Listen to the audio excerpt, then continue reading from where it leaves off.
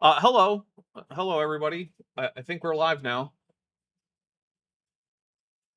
Da da da da da da. Dapper's a professional. Everybody, I know what's going on. That's not Dapper. Come on. You have me on a guest, presumably for the singular reason of blaming the technical problems on me. Yeah, I mean, look. So what happened is, I was about to start the show, and then somehow, something happened with Tapioca Weasel's camera where it sent like some kind of a computer virus, and I had to restart everything, and it messed up my intro video. And it's all his fault because he's a bad person. Yeah, yeah. Oh man, I can show you. I can show you the wire that I messed up. You see, Yep, it's right right there. there. See, that is proof. It's All right, I so melted that. This welcome to almost set this my car on fire yesterday. welcome to this live stream that exists on my channel, where we already have a drink counter at 1. Hello, I'm the Dapper Dinosaur. This is a weasel in a human suit. Yeah, Yeah. And this I'm Tapioca weasel, Weasel. It's great. yes, you're Dr. Tapioca Weasel, the professional magnetologist and astrophysicist, I believe, is the technical terms. You know, you can sue for defamation in this country. You're aware of that, right? That's true. But you have to sue me in dinosaur court because otherwise the courts don't have jurisdiction. And dinosaur court is they they're pretty harsh on mammalian plaintiffs. I've never heard of the dinosaur version of the sovereign citizen argument. This is new to me. Well, it's not a sovereign citizen thing, right? Like I'm not claiming that I'm not subject to the laws of the dinosaur court. I am. It's just that as a dinosaur, you have to sue me in a court that has jurisdiction, which is going to be dinosaur court. I think you're a lying liar who lies. Next, you'll be saying I'm not even really a dinosaur. Roshino, who's been a member for 33 months, says, "Can't wait to have a chaotic geekgasm with you two. Thank you. AIG's a bag of dicks, Godzilla, and a disgusting pelagic tunicate, but we'll drink despite the pelagic tunicate." All right, so we do have a super chat to unleash the host. It's only 20. It's the teal and above, so the $1 super chats don't count, but it's also a really low number, so I believe in us. I think we can get there. And then we'll just start dropping F-bombs because this is Roger. So for those of you who might not have been here last time, somehow, Roger has been telling us how he has photographed the different parts of a photon. Now, that is impossible to do because the thing is, a photon, so let's say you have a camera, right? And go with a digital camera, although it works the same way for a film camera. It's just that we're going to talk about sensors, but for a film camera, it will be film grains, which are just bits of chemical chunks that react to light, whereas a sensor is an electronic circuit that has a light-sensitive part. And so the way this works is either a photon interacts with the sensor or it doesn't, as a binary thing, right? It either does or it doesn't. There's no in-between. And if it does, and it's within the range of energy levels that the sensor is sensitive to, then it will be registered by the sensor. The same thing works for film grains.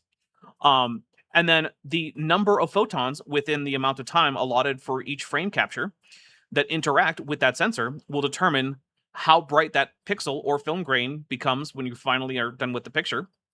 And that's it, which means that any sensor or film grain can only interact with a whole number of photons, which means that you can't get partial photon interactions with these, which means that photographing parts of a photon is fundamentally impossible and nonsensical. Would you like me to come up with a steel man that I just thought of? For photographing less than one photon with a Yes. pixel? You by doing a bunch of measurements, you could recreate the structure of the exact magnetic field and electric field. I don't know why I said magnetic field first. I'm being poisoned by the internet.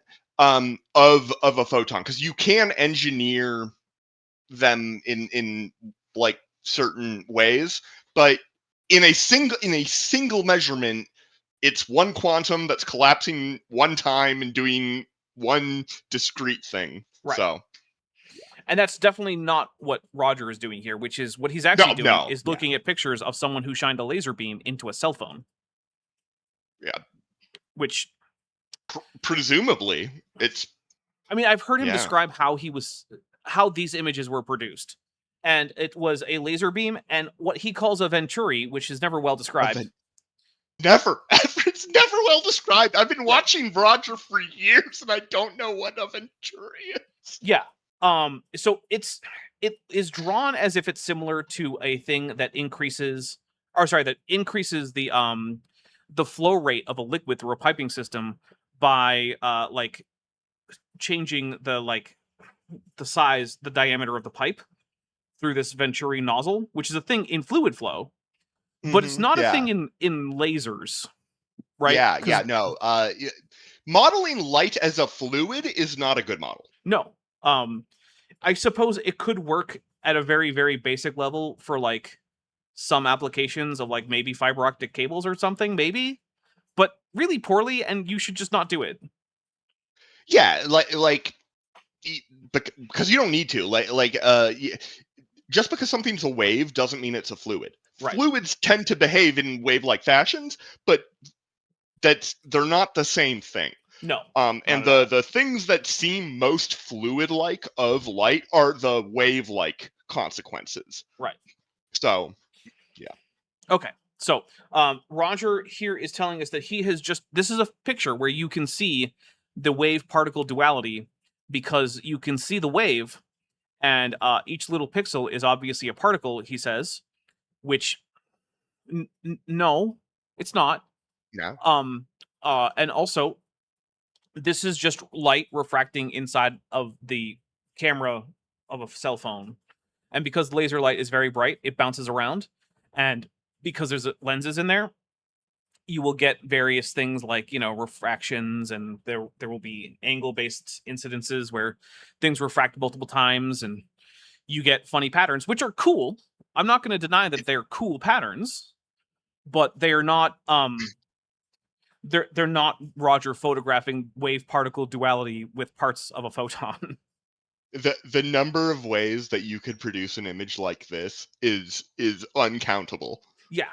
If all you want is light refracting and having like an interference pattern on a light sensor, there's a lot of ways to do that, right? Mm-hmm. You could use multiple slits that you shine a light through. You could use different lenses. Lots of options. Just so many options. Well, let's hear. All you need is diffraction. Go on. Yeah. All right, here we go. Let's hit play.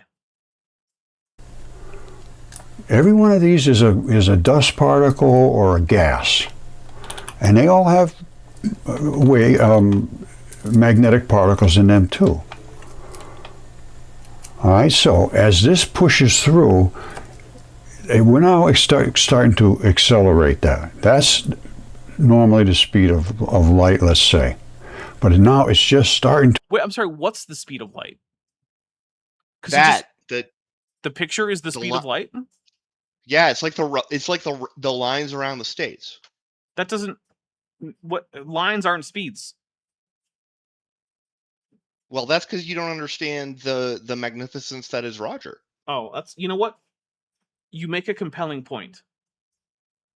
To accelerate, and we were able to accelerate it as fast as you can possibly imagine. All right, look at this. I feel like they couldn't do that, because I can imagine a speed that's faster than C, but I'm pretty sure they didn't do that. But also, what in the world makes Roger think that they have accelerated light in that image? Is it because he thinks that the diffraction pattern looks like go fast lines in a comic book? Probably. Yeah, that honestly that probably is like that is that's the best explanation I can think of. I hate that probably is actually it. It just looks like go fast lines. I'll bet if we could get light to have like a diffraction pattern where it has wavy vertical lines, he'd be like, well, that's smelly light, because look at those stink lines. You're right. we could discover smelly light, guys. Honestly, okay, I'm not saying anyone should definitely go do this, but it would be interesting if someone sent him such a picture and told him that the light smelled bad, and then tried to see what his reaction would be, because I don't actually know, but based on what I'm seeing, he might actually just agree that you photographed smelly light. I wonder if there's a possible effect with evanescent waves emanating off of the surface that could be honestly represented in a diagram with that kind of vertical fade out, sinusoidal. I bet if I went into an experiment with I'm going to make a figure that Roger's going to misinterpret. Well, I guess no matter what I do, I would succeed. Right, but you're trying to have a targeted misunderstanding. Exactly. That's harder. That's much more impressive. Yeah. Yeah. A misunderstanding is inevitable. It's sort of like, the system must take a Indeed. state. But if you're trying to pick a particular state beforehand, now that's tricky, right? It's like dealing a deck of cards is always going to have some state. But if you're like, I'm going to shuffle this card and I'm going to deal them in a specific order, well, that takes planning.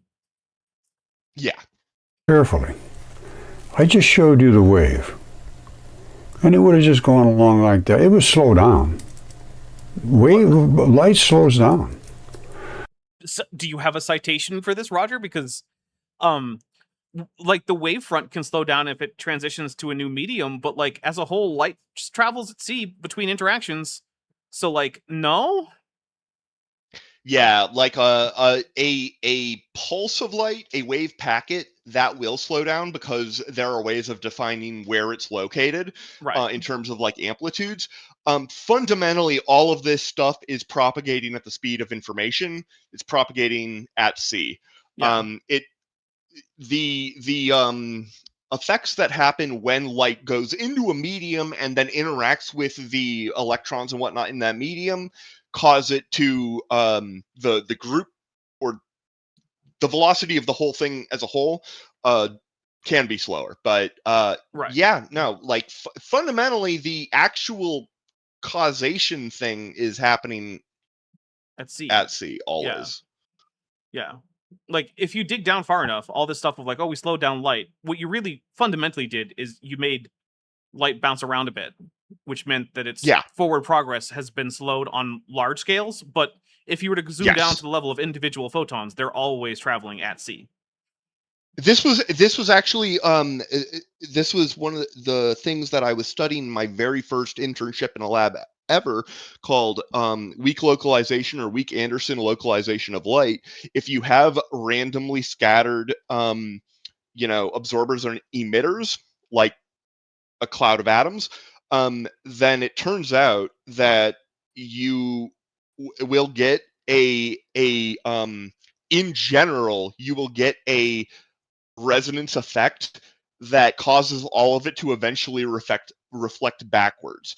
And the way you can measure this is by sending in light pulses, and the delay time for when they come out the other side becomes progressively longer and longer and longer.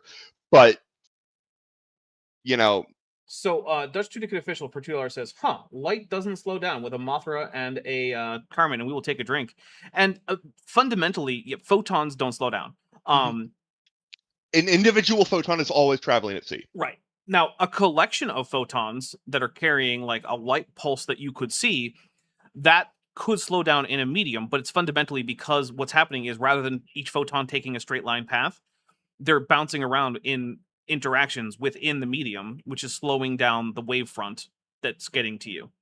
So at a macroscopic scale, yes, light slows down. But at the fundamental scale of like the actual particle physics, each photon is always going at sea, and then sometimes it's getting absorbed and then re-emitted at sea. But that re-emission is going to be in a scattered direction, and that's going to slow things down and disperse the light and do things like that. So, and then of course you have the fact that quantum mechanics allows the photon to take multiple, paths, and its quantum state can branch and stuff, and all of those things are interfering with. So the effect, it's not like if you limit yourself to single photons and shine it through glass that it suddenly stops slowing down when you shine single photons. It still exhibits the same behavior, but because quantum things obey a wave equation, the Schrödinger equation, and so these interference effects, even at a single quanta level, are still applicable. Yeah. All right. So let's hit play, and I am I am feeling pretty okay about my understanding of physics at this current moment. Yeah, you're always quite good. Thank you. I don't get to flex physics muscles much on this channel. Because, like, creationists just don't talk about stuff like this. They just don't. They don't, and whenever they do, it's rough. Like, what if the one-way speed of light was infinite going one way, and then 2c going the other way? Like, yeah, maybe, I guess, if you want to go for geocentrism, but only for light, sure. Yeah. When it bangs into other fields, it slows down. Not extremely fast, but it does slow down. And that's what accounts for the redshift. Dude, no, there's no redshift. You shined a red laser into a camera, and you got red light out. And then where it's clipping the sensors, you're getting white because the sensors are completely saturated, so they return white. That's all that's happening. This is a limit of your sensors, not light shifting. And I'm gonna take another drink. You know what? I kind of hope that the sensor that he's using is monochromatic, because like if you're looking at laser light generally from a single frequency, you might as well just use a monochromatic thing. Yeah. So then you only have to, do these conversions the one time, because there's quantum efficiency things for different wavelength bands, and so all of the cameras in our lab are always monochromatic. We buy the thing that just detects photons. Well, technically, so I'm very confident, based on what I've heard from him about these photographs, that this is just a off-the-shelf cell phone camera that has RGB sensors. However, you can also think of such a camera as just 3 cameras that are monochromatic, tuned to 3 different wavelengths that are all just taking a picture at the same time. So, and I think that normally they are literally the underlying detector, the thing that turns light into electricity, I think is always the same, and normally they put like a little filter in front of it. Mm-hmm. I don't think they normally go through the which would be a huge expense of making each of those subpixels a material with the right doping of silicon or germanium or whatever in order to be optimized at that thing. Talk about that later. You see these lines back here? Those are reverse. This is an explosion. No, Roger. It's just a laser beam refracting into your camera sensor through a bunch of lenses. That's it. Right here it's is reverse concussion. Okay, it's a reverse reflection. Got it. Sure. Atomic nuclear explosion. Yeah. Oh, it's a photon causing a nuclear explosion. What's the nucleus that exploded? What nucleus exploded, Roger? What is it? Is the photon the nucleus? Well, this is red, right? Right. So it's probably and Roger loves mud fossils.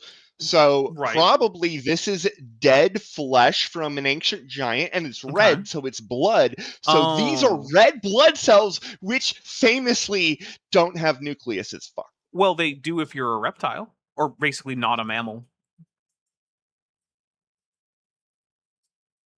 All right, I didn't know that. But... Yeah. Most vertebrates have nucleated red blood cells. Mammals are the weirdos who kick their nuclei out after they produce the red blood cells. Well, you know what? They should have done chores when they were growing up. Yeah. So maybe it's a dinosaur red blood cell. Roger killed a turkey. Oh, so this is your fault. Well, no, he killed a turkey and he just used its red blood cell nuclei. Because turkeys are dinosaurs. That black and white particle coming here started to accelerate like a rocket ship. Yep, it's because it's whoosh lines. That's exactly what it is. He's pointing at the lines that look like the motion lines from a comic book. Well, okay, hold on. See, the current pause that you've got, look at how fast his feather is moving. It's obviously moving at even faster than the speed of light, because it's clearly moving faster than the thing that's on the screen, right? Yeah, sure. Why not? It is astounding to me that Roger is just like, well, it looks like whoosh lines from a comic book.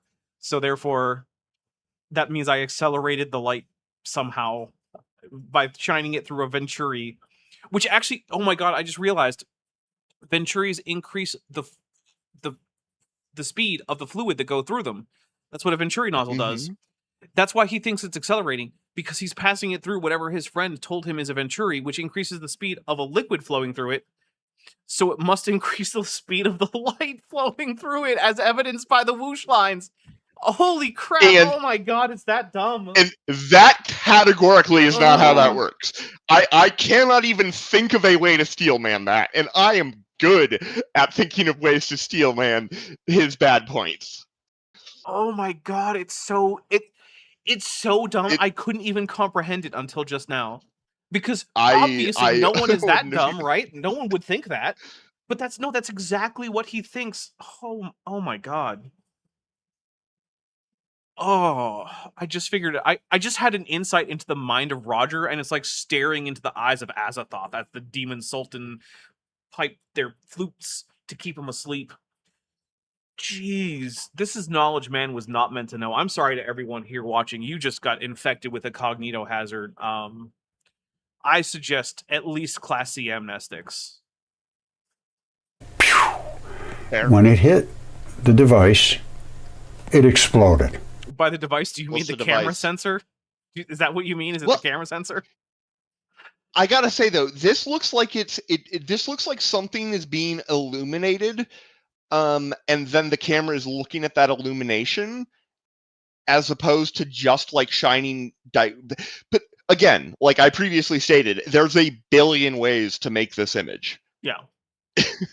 It's like I Well, have what do no you- idea what actually happened. I would love to have see a video of somebody just videotaping people in a room until suddenly they eventually produce this image, and I'd be like, okay, well, at least we have video evidence of the crime that was committed.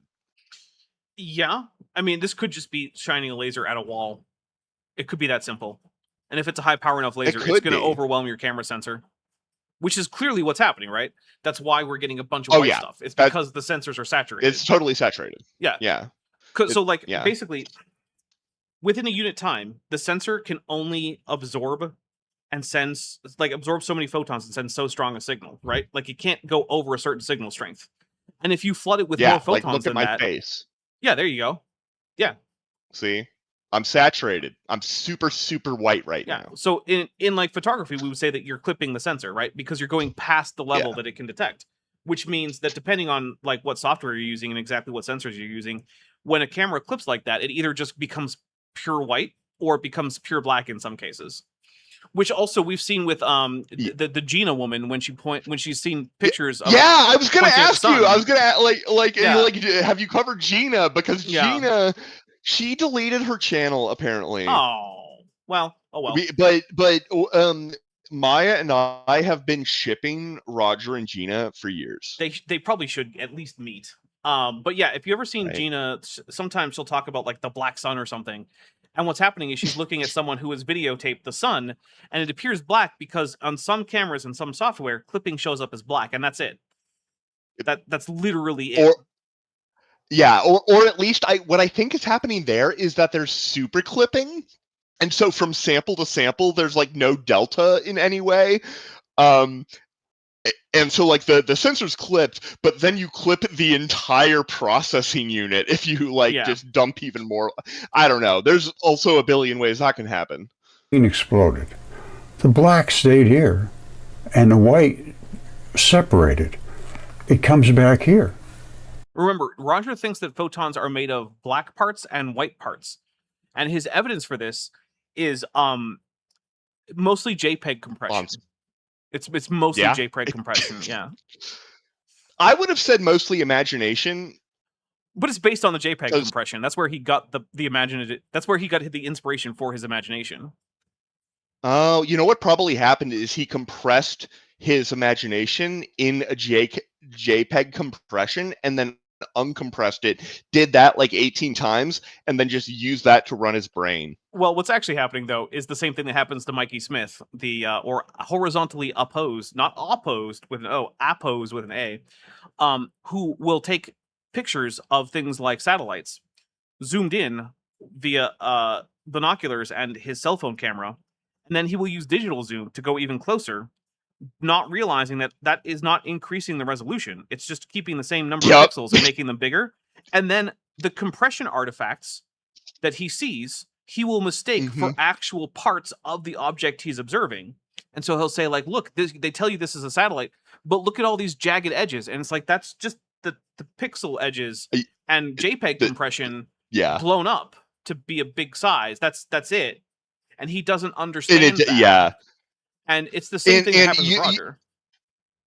We run into this, like, so one of the things that I did during my time at Stanford, which is, I'm still at Stanford, but my time there is coming to a close. And one of the things that I did there, which I also did at in my PhD at Boulder, is, you know, go through this entire calculation and figure out exactly, given the camera settings, how many photons hit the pixel. Because the pixel gives you a number, or the camera gives you a number for the pixel, but that has to go through a few different layers, and you want to go and sanity check the bookkeeping of all these layers. And so there is a finite number of electrons and a finite number of photons that each pixel can absorb before it starts overflowing. Right. That number for our cameras is like around 19,000. Okay, it's a big number, but it's not an infinite number. Right. So, like, you collect these things, and then you make sure, and you're like, okay, well, we captured, you know, this fraction of them because we have a lens that captures this solid angle of things, and then we have a roughly 68% quantum efficiency, which is the odds that a photon turns into a single electron, and then you can amplify that. But fundamentally, what you're detecting is the number of photons. You can't amplify the number of photons by changing your camera settings. Right. You can still improve signal to noise, because some sources of noise are correlated with the very act of checking how many electrons each pixel has. And so you can make that smaller by amplifying each pixel. But that only goes up to an amplification of about 100, and then after that it converts into a signal, which is then converted digitally, and then you can still add more gain, but all you're doing is doing a digital multiplication. So I'm like, why are you even selling this? Right. Yeah, I guess I'll hit play. Yeah, sorry. Together. That is what's called fission. You break the black from the white. I don't care what you do. You break anything apart. It's not fission. It's not anything. It's literally you just. Oh, you know what? There's something else I forgot. One of the reasons that people like that Mikey and Roger like cell phone camera footage is the cell phone camera applies things like sharpening passes to your footage because it's not made for a professional photographer. It's made for people who don't know how to take photographs, to take okay looking photographs on a sensor with limited amounts of like color depth and resolution. And so a subtle sharpening pass can also increase the appearance of resolution without actually doing any actual change to resolution. It's a very old trick. So sharpening basically takes a look at like where color changes rapidly, and it can enhance that by like darkening those areas a little bit or lightening them a little bit, depending on exactly how the color is changing. Yeah. And so it's basically a form of edge detection. Yeah. And so when you do that, you don't actually increase the amount of information, but you do introduce new artifacts that people like Roger. Yeah, you do. But you do introduce new artifacts that people like Roger or Mikey will take a look at and think are actually parts of reality because they didn't manipulate the photograph, which is true. They didn't. The camera did as a part of the software. Because cameras in your cell phone are not made for scientific observations or professional photography. And I gotta say, we use cameras at work that are because if you have the right settings, the cameras that you can now buy as like machine vision sort of things, they're excellently documented and they're very robust systems, but they're not actually necessarily marketed for scientists, but scientists realize, oh, we can buy 10 of these for the same amount that a fancy scientific one is, and as long as we don't need to count single photons, it will be good enough. And so our cameras have an automatic thing where they do the gamma conversion, which is they just apply an exponent of 0.8 to every pixel before they save it. And I'm like, and then that's undone by the display, like literally the monitor display. And I'm like, why? So I had to like write in a thing in the analysis software to detect a certain feature of like the histogram of counts, because if that setting is on, then you'll never get pixels that show up as a particular thing. And I'm like, because otherwise you're just suddenly applying a logarithm to all your data. Maybe I like logarithms. Not when you're trying to actually determine how many photons hit this particular I can square, reverse the logarithm. 4.5 micrometers. I can just reverse the logarithm. It's not that hard. You're right. You're right, but the thing is, every process here, you apply this, you apply some operation, and then you have a quantized gating thing afterwards, and every time you clip out a little more information. This just unless sounds you have like something that anti-logarithm chauvinism, and I'm not going to stand for it. I'm going to take a look at what a real physicist has to say, like Roger Spur, who knows how to use fission to split photons apart into the white parts and the black parts. Have you ever split a photon into a white part and a black part? No, you haven't, because you don't know how to use a Venturi. That's fission. hell does When the you put it black back part of together, the it's photon look fusion. And that's what it is Doesn't mean right there, anything. fission and fusion of subatomic particles. This Fission and fusion applies to nuclei. So technically, that is a subatomic particle in the sense that a nucleus is smaller than the whole atom, but only in that most technical It's not sense. what We we don't mean, normally but yeah. mean that. Yeah, no. it's like No, we usually mean the It's not what actual we individual protons and neutrons and electrons and yeah, no. So only in the most technical sense can I say that that's even close to right. all Yeah. of these white area here, this white is unbelievably extreme amount of energy in this area. No, it's just any amount over what your sensor can detect within the amount of time allotted for an exposure. That's it. yeah, which Even yeah. even one little bit extra, and it's done now. It's saturated. That's it. We don't know how this much happens. more. It's you. This not very much. happens to some sort of. I'm hand waving in this description. With your eyes, if you look at a bright thing, and then look away, you'll see like a ghost effects and stuff. There the curve is there's not a specific cut on and cut off. Something doesn't have to completely appear as absolutely brilliantly white in order to have an after image. But does he think that those things are real? Does he think that if you look at something bright and then close your eyes and look away, that you're like talking to like ghosts of photons? I don't know. Although I did Me just get a message that a team of scientists uploaded videos of marmots burrowing nests or scurrying across rocks to the adult content site OnlyFans to raise money amid government budget cuts. So, OnlyFans for science, everybody. We are a proud people. Yeah, I mean, I'm not a marmot, but but you're on OnlyFans.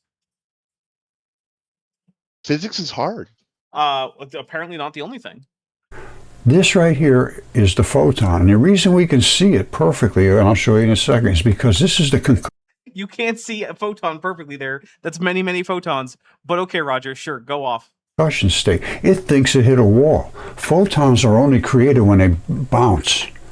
And this is bouncing back. You see the lines back there? I do see the lines. I know you can see that. Yeah. Photons Those are not shouldn't only be going created when they backward. bounce. Also, that is linguistically nonsensical, because they bounce means that they exist, which means that you already had a photon. Yeah. Maybe he means new photons? It's not clear, but really a photon exists when some particle that can interact with the electromagnetic force has some kind of change in its energy state, some kind of acceleration. So if it loses energy, gains So energy, changes direction, any of those things. And that energy ends up as a manifestation, as an excitation of the electromagnetic field. Yep. Yeah. So like that's what actually causes photons, not the bouncing of other photons. Although, to be fair, if a photon is absorbed by some particle, that particle can then re-emit that energy as either that same energy level of photon, or sometimes multiple photons of lower energy. That can also be a thing that happens. That it can be. So Yep. There are several ways that can happen. It can happen as a single coherent process with like spontaneous parametric down conversion. Or it can happen in that like you absorb some energy and then that particle emits the energy as it sees fit. I mean, none of these things are conscious, okay? For the record. right. There's a chance that any of these things will happen. Yeah, exactly. Yeah. So like, I mean, the thing is, some of the things that Roger says they sound kind of like real things, but they're not actual real things. But it does give us an excuse to talk about real things, which is things like photon absorption and re-emission, and how different ways that can happen and things like that. So that's cool.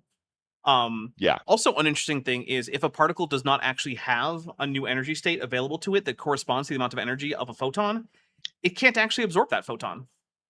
It'll be completely transparent to that. If you have a dilute gas of pure monoatomic atoms of a particular element and a particular isotope, that collection of atoms is only going to absorb light from very specific wavelengths efficiently, at least.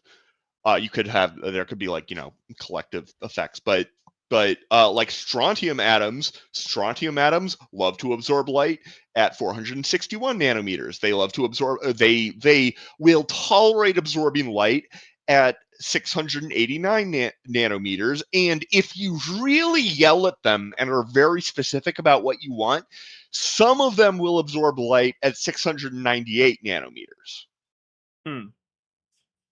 So, you know what? I'm going to say this. Thank you, Roger, for letting me talk about some physics stuff that I normally don't ever get to talk about. Because when else would I ever talk about things like the inability of a particle to absorb a photon if it doesn't have an energy level corresponding to that amount of energy available to it?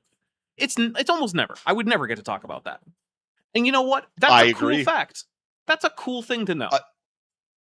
And it leads into so many other cool things, like the leveled up really cool version of this is a phenomenon called electromagnetically induced transparency, which is if you have a transition that normally works, but there are a few different pathways of intermediate states to get there, then by shining other light, you can suddenly make something light that would normally be absorbed completely transparent for like really cool, detailed quantum reasons. Joshua Geese for $5 says the Addams family. Yes, thank you. Okay, I like it. All right, here we go. Why would they be going backwards? Well, they're going backwards because it exploded backwards like it hit a wall and is bouncing back. That's what light is something bounces off of something. Hold on. Can you go back and like mute it and let it play? And because there were fringes there that were moving, at least on my screen. And I thought that this was back there? I thought I told you to mute. I know you can see it. There we go. When he zooms in, he looks in and okay, see how you're gonna see quivering these fringes? Those are new fringes. Those fringes that are suddenly appearing, the very well-defined vertical ones, on the mostly on the right side of the screen. You see that one really bright spot of white pixels? It just These vertical lines, those are moving. The thing that he is showing is a static image. It is not moving at all. This is an entirely optical effect that is happening because he's got a camera looking at his screen. I also just the noticed light. something up. This is not actually him displaying the image on his screen. This is him pausing one of his videos, and I can tell because he's got an extra cursor on his screen. Is that a cursor? Yeah, that's a cursor in the middle. That little white spot, that's a hand. It's grabbing the image. Oh, you're right. It is. Okay, yeah, I thought it was. Okay, so maybe it is a video then. If but it is, in this case, the what the hell is? Yeah, just play a few seconds though, and you'll see backwards like it hit a wall. And part of that. Yeah, it's some quivering. of those fringes are changing, and part of that is not. Yeah. So what's happening there, I think, is like when it happens more when he touches the screen. So I'm pretty sure that what's happening is that's so if you film a screen from a funny angle with a camera, the screen is actually designed to put out photons at particular angles, and if you're at a funny skew angle to that, you don't get all the photons that normally should be hitting whatever is seeing the screen, and so you can get weird effects when you touch the screen, and it disrupts that. I'm pretty sure that's what's actually happening. I never thought of that. Yeah, I'm pretty sure I never thought of that. Yep. The reason I never thought of that is because nobody in my field takes data by videotaping an image on another screen, right? Because why would you do that? Unless you have absolutely nothing else that you can do, right? Yep. So yeah, because normally what a normal person would do would be to screen capture with screen capture software and then talk about it on the screen capture rather than using a feather with a camera at a funny angle to your computer screen, because then we get weird things like this. Yep. Bouncing back. That's what light is something bounces off of something, you see it as a light. That's technically true. When light bounces off of something, you see that light, and if it hits your eye. So we'll take a drink for Roger getting something kind of technically right there. Which actually puts him on better footing than Mikey Smith, who has repeatedly said that light does not reflect off of rocks, and has never noticed that that should mean that all rocks would be pitch black. Well, they could be fluorescent. Well, he also, I guess, but that's just an example of an object absorbing light and then re-emitting it at a different energy level as multiple photons. But yeah, exactly. That's exactly what it is. But that is different. You can be completely non-reflective and still be bright. The sun is a decent-ish example. The sun is a decent-ish black body. Any black body is a decent-ish example. Did you know that peanut butter glows in the dark?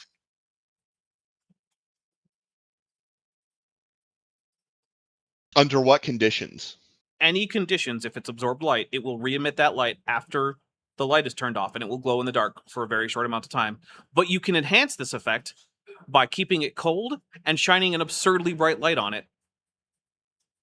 So what I recommend doing is spread a little bit of peanut butter out on a plate, put it in the freezer, take it out at night with the lights off, and shine a bright laser on it. And when you turn the laser off, it'll glow green. It's a real thing. And it's not special peanut butter. It's just regular old peanut butter. It's glow in the dark. All right, I'm gonna coat myself with peanut butter and go to a rave. Whatever you do with consenting adults with your own peanut butter, up to you.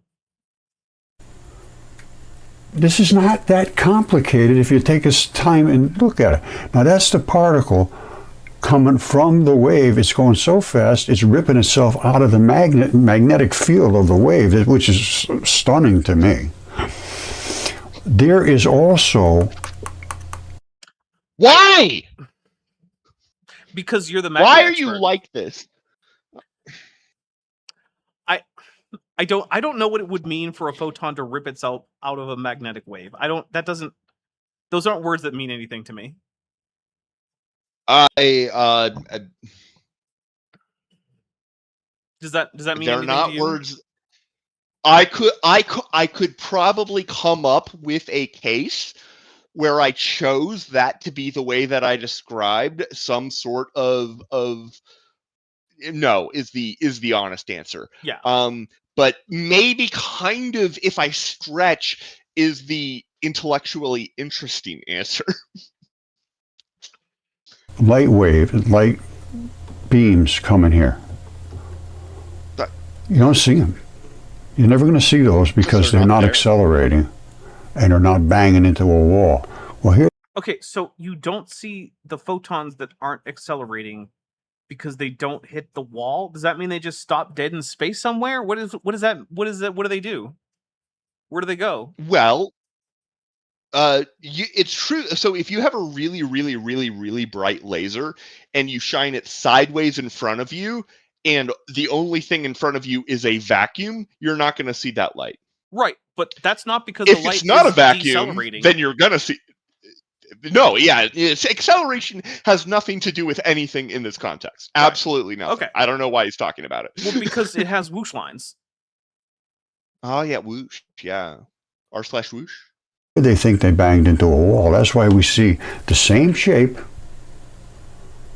and showing up here, because they're getting Or maybe that shape is actually a result of the lenses involved in this whole process. Yeah. That's definitely like an aperture diffraction effect. I mean, it's 100% guaranteed a diffraction effect. Presumably, the most likely thing is like some sort of aperture. Yeah. So it could be that, Roger. Just maybe. Loaded into, and they're white. I mean, when you see white like that, it means extreme amount of energy. The white. Well, more energy than your sensor can detect within the amount of time for an exposure. So, like, if you want to call that extreme, sure, I guess. Brighter and it's brighter. It's kind of like calling the rotation rate of Earth, which is 1,000 miles an hour, you guys, at the equator, even though it's once per day. Right. Yeah. It's an absurdly slow rotation in terms of like RPM. Or energy. Oh, wait. Yeah. For $5, Joshua Geese says, now I'm hearing the chorus from Bang a Gong by T-Rex in my head. Nice. And then let me adjust our amount here on the counter, because I am keeping track. Because if we were to get this high enough, I would, in fact, bent free pizza, you guys. And if we got up to Fancy Avatar, I would also have to make my next video that I animate. Wait, so teal is the $5 level, right? Yeah. But the $2 super chats also count. Oh, they do? Yeah. For the super chat goal. Yep. Well, I already started writing the $5 one, so. Oh, well, I'm not going to stop you, but I will hit play. And the black separated, and the whole thing, just everything bounced back because it felt like it hit a wall. Yeah, that's how institutional racism works, man. It's, oh my God. Is this the Roger theory of racism? Is that what we just got? Is Roger giving us a new way to understand, like a new analogy for institutional racism?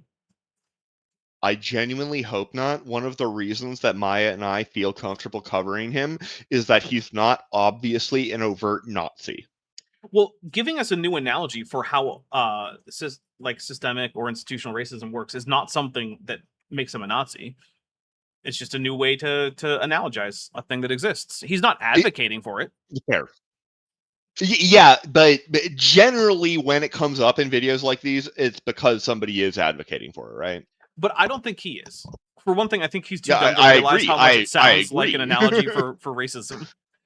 Tapioca. Yeah, no, I think that he has no idea that the hilarity with which people interpret his statement about how the black ones and the white ones try and separate each other, and all of that stuff, and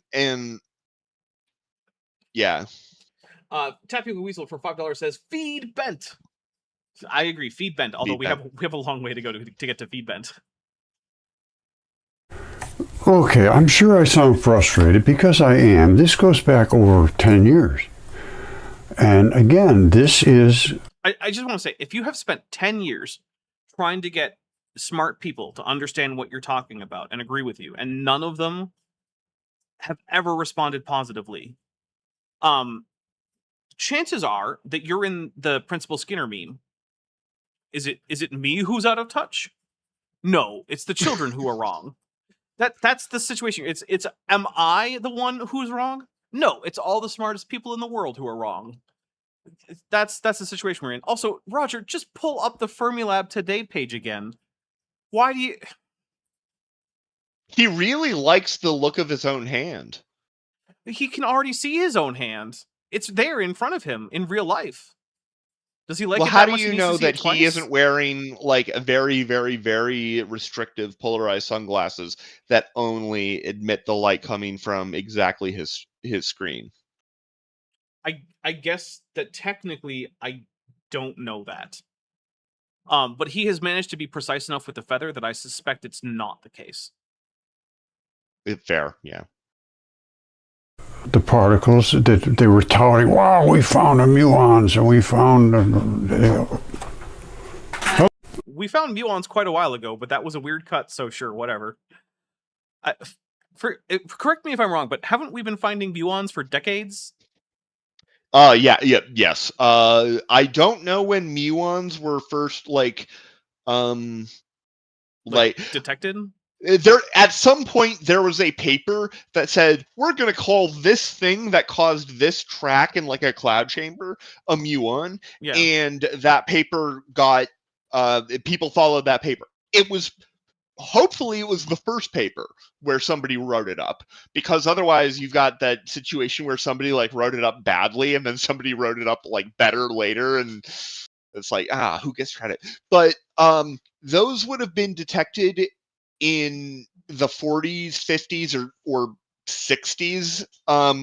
You would have then realized that the muon, you can produce muons from particle collisions, and muons have a lifetime of, I think, I'm pulling this number a little bit out of my butt, but on the order of 20 microseconds. However, cosmic muons have much longer lifetimes because they're traveling much faster.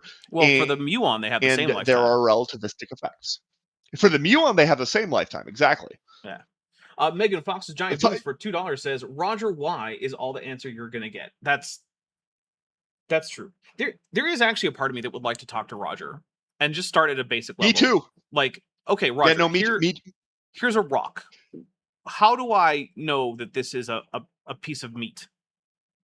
Like, he has... Well, he's probably going to drill a hole into it and try and put his penis in it.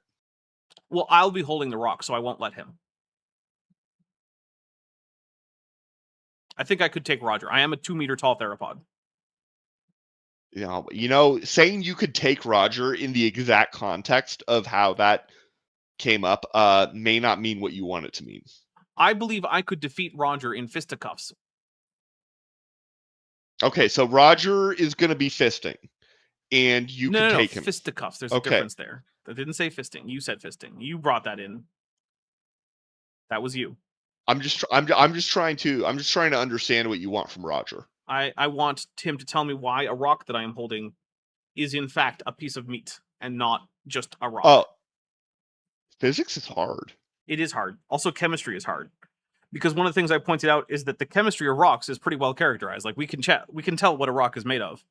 And it's not made of the kinds of things that you get when a piece of, like, meat sits out, right? Like, meat is made of things like oxygen and carbon and hydrogen and some nitrogen and a little bit of iron here and there and a few other things, but mostly it's carbon and hydrogen and oxygen. That is the vast majority of what the elements in a hunk of meat are. Whereas in a hunk of rock, there's very little carbon compared to, say, silicon, but there's still a lot of oxygen and nitrogen and helium. There's a lot of oxygen, right? Sorry, not helium. Yeah. But like, so what makes the carbon turn to silicon, which at the most basic level would be a requirement for his process of rocks going from meat to rock.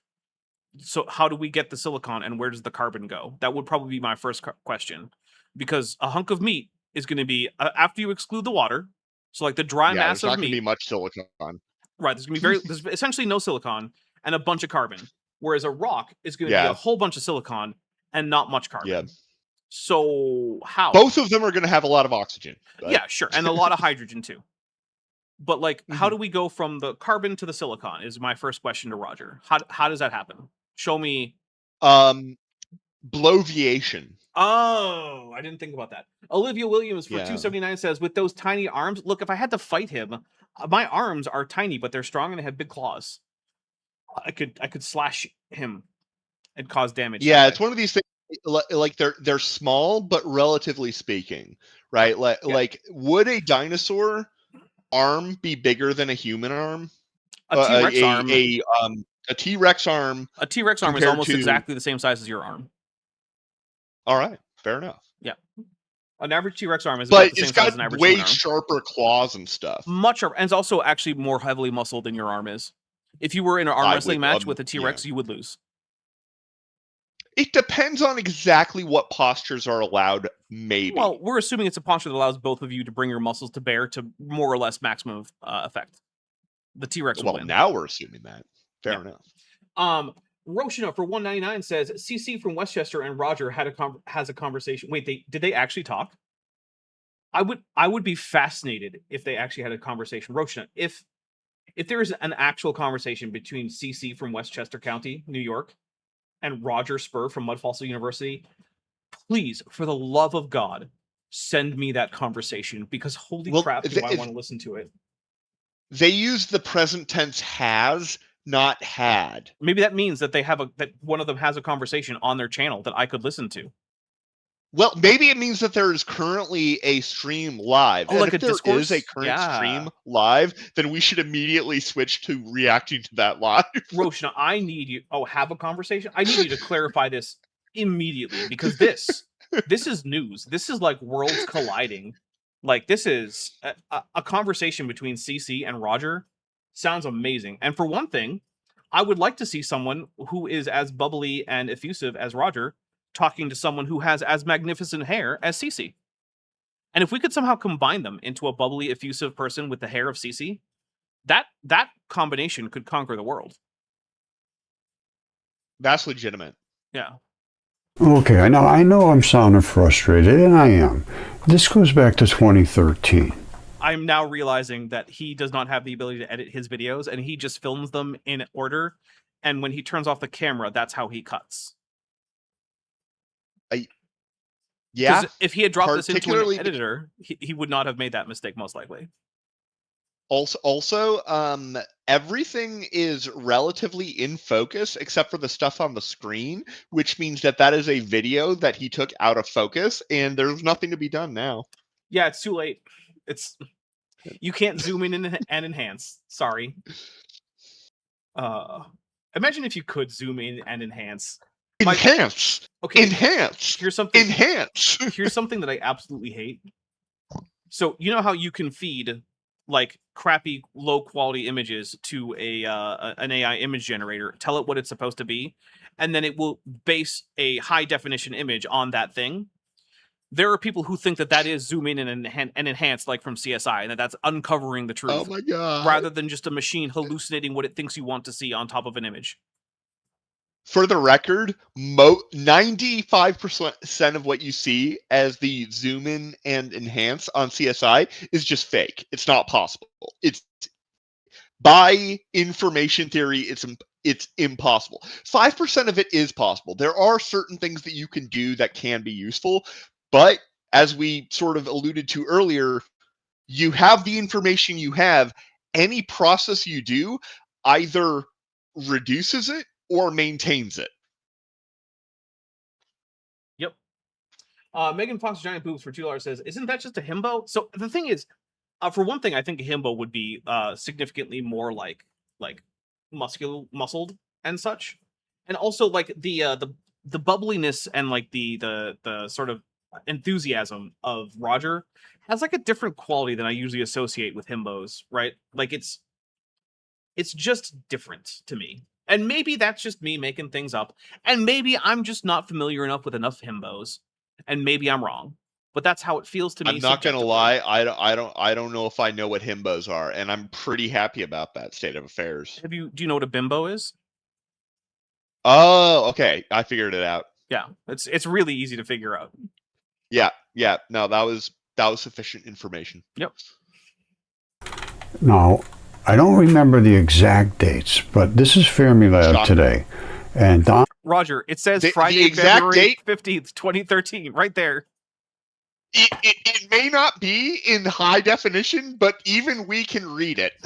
I'm taking a drink for I don't know what the exact date is. While Friday, February 15th, 2013 is on his screen. It's wild, dude. He's wild. Is Roger just actually illiterate? Is that the actual thing? Have we just been making fun of an illiterate man this entire time? Because no. No? I Okay. don't think so. All right, I fair think he's enough. literate. He's just oblivious. Yeah. Okay, fair enough. I just the date's right there. I've never seen him point at a word or a sentence and read. And I've seen him point at words and sentences and read them. I've never seen him point at one and read it in a way where I'm like, you have no idea what the letters even mean phonetically. Okay. Which is a low bar. It's the lowest of bars. So he has no idea what he read, right. but he knows how to turn the symbols into English words. So he's most of the time. He's probably somewhere around like a 4th to 6th grade reading level for like a US adult. I would say that he's a little bit better than Kent Hovind, yeah. Well, that's about where I would put Kent Hovind too, somewhere between 4th and 6th grade reading level. Yeah, okay. So I would say between 5th and 7th grade then.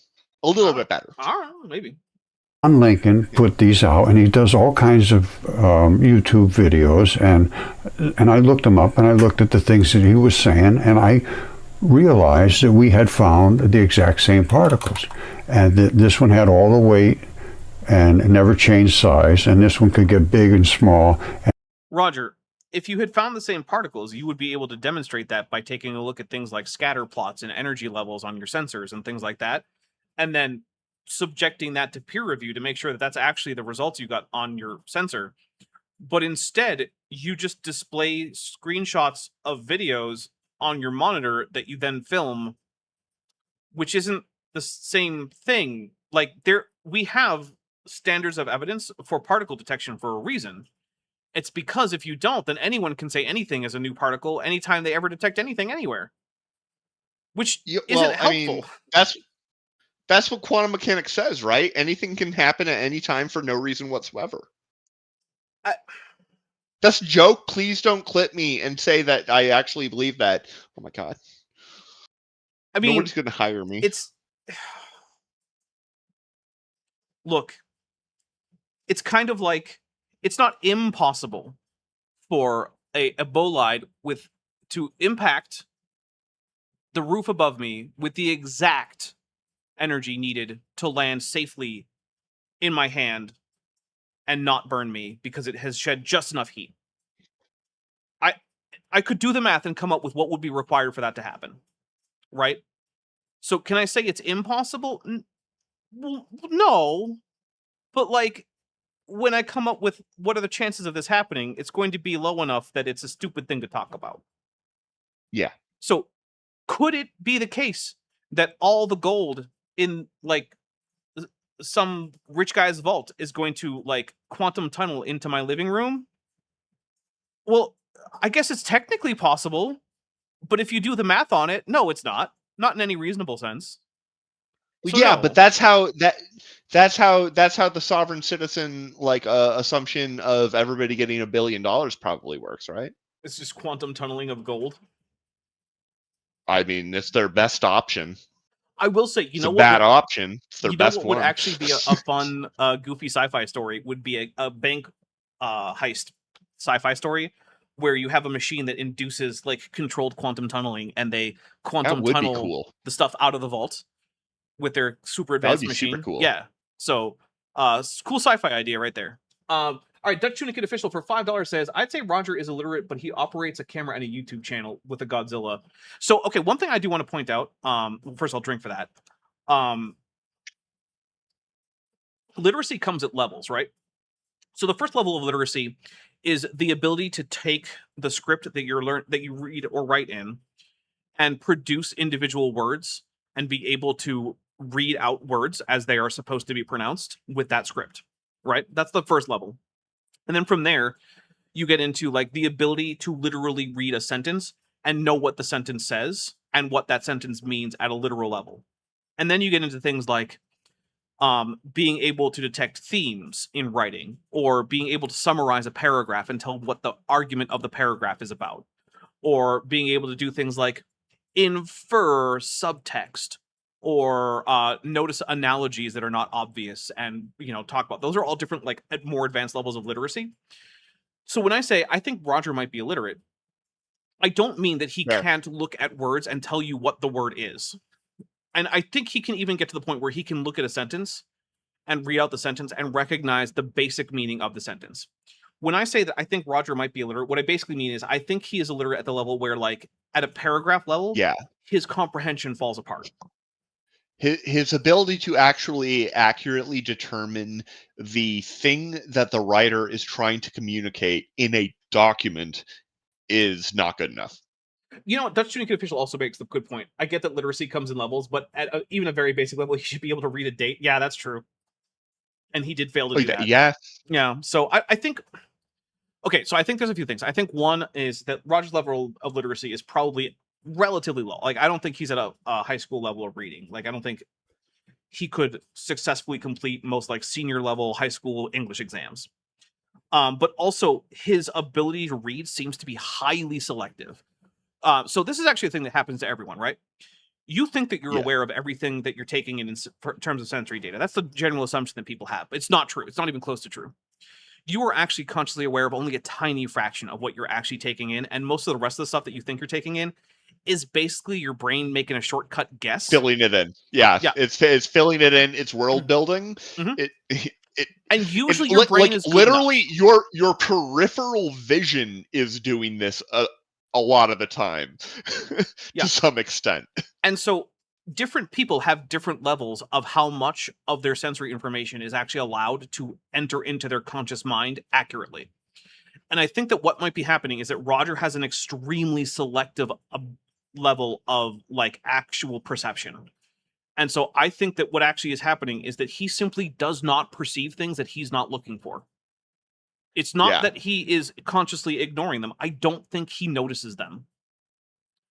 And that would go a long way towards explaining a lot of what he's saying. Now, that being said, I'm not a psychologist or any other kind of medical professional. So, like, this is at best an educated guess. But I think that that's a big part of it, is that Roger does not even see the things that he doesn't talk about in things. Like, when he looks at a chart and completely misrepresents or misunderstands what the chart's about, I think it's because his brain does not even hook on to the clues that tell us that what he's reading or looking at isn't what he thinks it is. Inquisitive Infidel for $2 says, the ability to speak does not make you intelligent. Thank you very much, Qui-Gon Jinn. Much appreciated. Look, that reminds me. I had someone say to me, like, oh, hey, so I know you don't like the sequel trilogy, but, like, does that make you appreciate the prequel trilogy more? I'm like, no, the prequel trilogy is still pretty bad. It's just that there are now worse movies. Yeah, I gotta say, the overall themes of the prequel trilogy, I think, were very solid. I won't argue against that. Right? Yeah. Fair. And had virtually no weight. And he also put out another at the same, virtually same date, I think. The empty space isn't empty. The space out in space is filled with particles of light at least. And then the rest of it gets bigger and bigger, but it's at least light. The sun gives off light throughout. When that light comes down and hits us, there's particles there. They're not just nothing. I mean, that's true. When the sun shines lights on you, you are getting hit by photons, which are particles. So I guess I'll take a drink for Roger being right. Although it's kind of trivial, but sure. I would agree. He's getting at an idea because he's got quantum foam up there, and he's talking about how there's always particles everywhere. He hasn't yet really presented the idea in enough of a way to deserve a breakdown yet. Yeah, but he is right that when the sunlight hits you, you're being hit by particles. I would agree, yes. Yeah. A lot of particles if you live where I do. Yeah. Yeah. It was It was 111 Fahrenheit here, which is about a little over 44 degrees Celsius today. Yeah, I don't think that's acceptable. It's nice for my knee. My knee basically needs constant sauna conditions. Okay, fair enough. But there are other ways of achieving that Yeah, but this that is an easy isolate one. it to your knee. Eh. Yeah, you're right. Look, I'm a desert theropod. From the Jurassic, which is a much hotter period overall than the Cenozoic. Or the Holocene. Well, I mean, I gotta say, at this point, like, your life insurance company is really, really, like, happy with how long you've lived, I'm sure. Oh, yeah. Olivia Williams, Purple Fairy Light for $6.99 Beaver Bucks. I'm of the opinion that The Last Jedi is the second best movie of the franchise. Controversial opinion. Guidora. You know what? Screw it. I'll take a drink for the Guidora. Look, I am not going to tell people to have a different opinion from me on Star Wars movies. I will say this, though. When I came out of The Last Jedi, I realized that I no longer cared about Star Wars as a franchise. And since then, I have not consumed any new Star Wars media apart from occasionally looking at what new video games are coming out for the franchise and being unimpressed and then not bothering. And it's okay if you disagree with me on that. It is okay if you like movies I don't. It's okay if you like music that I don't. It's fine.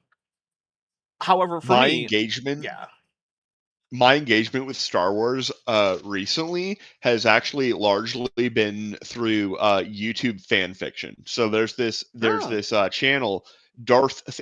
There's a billion AI low quality clone copies of this channel, but this channel is not AI. Darth Theorist. They have like people who actually write the scripts, and then the dude delivers them. And then they have a voice actor, which I did think was AI. I thought they at least ran it through a filter, but they just got a new one, and the new one is way less good. So I think the original one was just amazing. And they do things like oh, what if Mace Windu was the person who actually trained Anakin instead, and like, you just like put it on and listen for 30 minutes, and it's cool because somebody wrote a script and somebody else like performed it. Inquisitive Infidel for $2 says pareidolia with bias is perception for Roger. That does seem to be a lot of the case. Yeah. Wait, hold on. Doesn't pareidolia already have bias? Isn't pareidolia with bias like so when you see things via pareidolia, it is incorporating biases, but you can have biases apart from that. That's true, yeah. So, yeah. Okay, let's just go for the basics. This is what CERN and Fermilab is doing. Okay. They're taking, say this is the neutron, and this is a proton. And they're smashing them together, and they're just like bits of glass. Just shards go everywhere. Well, those shards are actually coming down to the particles that we actually started with. All right, that's their smallest particles that they can find, is the particles that we literally started with. No, Roger. When you smash a stream of neutrons and protons into each other, you don't just get a bunch of photons. You get a bunch of other stuff too. Also, it's pretty hard to smash a beam of neutrons. Neutrons are hard to they're hard to aim. They're hard to steer, yeah. Yeah. You can make neutron beams, but you don't then store them in particle accelerators and do like that's not when you collide a proton you have to. And you generate them in a way that where you sort of have like a general kind of like molecular or atomic source, except in this case it's neutrons, and it's just emitting stuff in all directions, and then you have like a collimator device that would probably use magnetic fields, because that is the one thing neutrons do have, is a magnetic moment, and then you can collimate them, and you can expose them to effects and watch their oscillations and stuff. Have you considered that instead you could just shine lasers into each other to produce neutrons, apparently?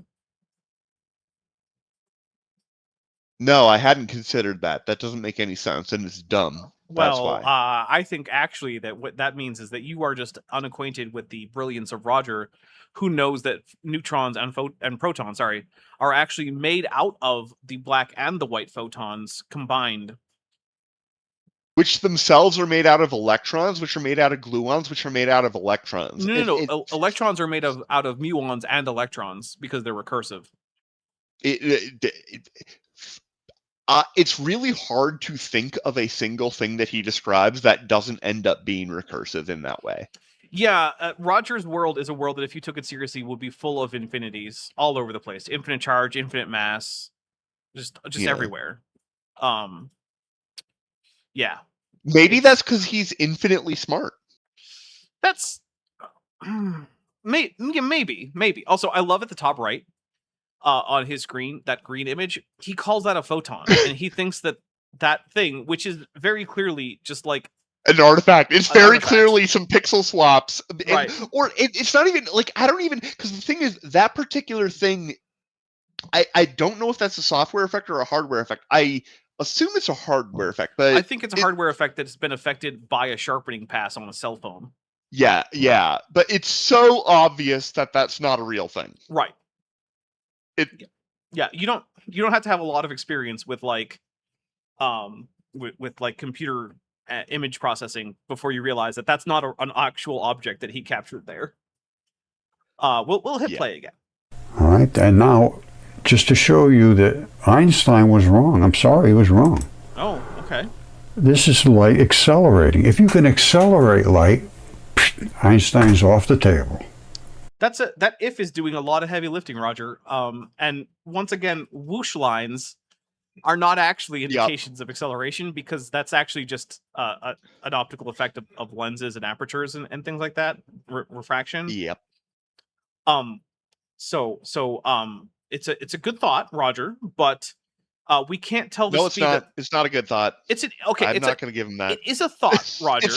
It's a thought. It's a thought. It's one of the thoughts of all time. But we should not use the same techniques to measure the speed of light that we use to measure the speed of Superman in a DC comic. Because they're not the same thing. One is an artistic medium where these lines are suggestive of motion, because you can't actually display motion in a static comic book panel. And the other one are elementary particles that always travel at c, because c is the speed of causality and information transfer. And anything that doesn't have mass must travel at that speed between interactions. But I do, and I'm sure Dapper will agree. I do want to emphasize that we're not pretending that saying the light travels more slowly through glass or water is like a totally reasonable thing to say. That's exactly how physicists do talk about it. Yeah. We talk about it. Like, it's just that, we're being pedantic because it's. Roger deserves it. Well, the thing is, at different levels of scope, right? Yes, that's a good word for it. It's important to talk about light in different ways. At like a macroscopic scope, it's important to talk about what's actually happening at that level, which is to say that light slows down in various media. But if you want to talk about things like what is actually happening between like photons and electrons and protons and neutrons, then at that level of detail, it becomes much more important to recognize that the photons are traveling at c. Yes, it absolutely does. And you have to like fold in all of the different stuff. Like I'm fortunate enough to work in a field where when I model light matter interactions, I'm normally modeling them in the context of a very dilute ultra cold atomic gas. Like the pressure in our ultra cold gas clouds is lower than if you opened the door on the International Space Station. It's not a ton lower, and in fact, some days it might be like on par. But it's low. That gives me a question. So I've been given to understand. Oh, sorry. For Inquisitive Infidel for $2 says infinite titanic animals forming everything. That is sort of Roger's view of the world. Yeah. So the question I have for you is that I have been informed by someone who has assured me that he is very smart. perhaps even hashtag I am very smart, who has said that 10 to the negative 17th is in fact a negative number, and the fact that the pressure outside the ISS is approximately 10 to the negative 17 torr means that it is a negative pressure which would suck air off of the Earth if it were real. Could you confirm that 10 to the negative 17th is in fact a negative number? I can disconfirm that, and I can Oh, additionally disconfirm the pressure outside the ISS is not 10 to the negative is not 10 to the negative 17 torr.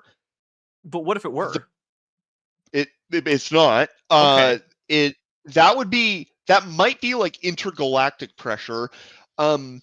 We measure in torr, and the thing on our dials is always 10 to the negative 10 or 10 to the negative 11. Which is a negative number, though, right? No, they're not negative numbers. That's not how exponents But there's work, a negative in there. So with but it's 10 to the negative. That means it's negative.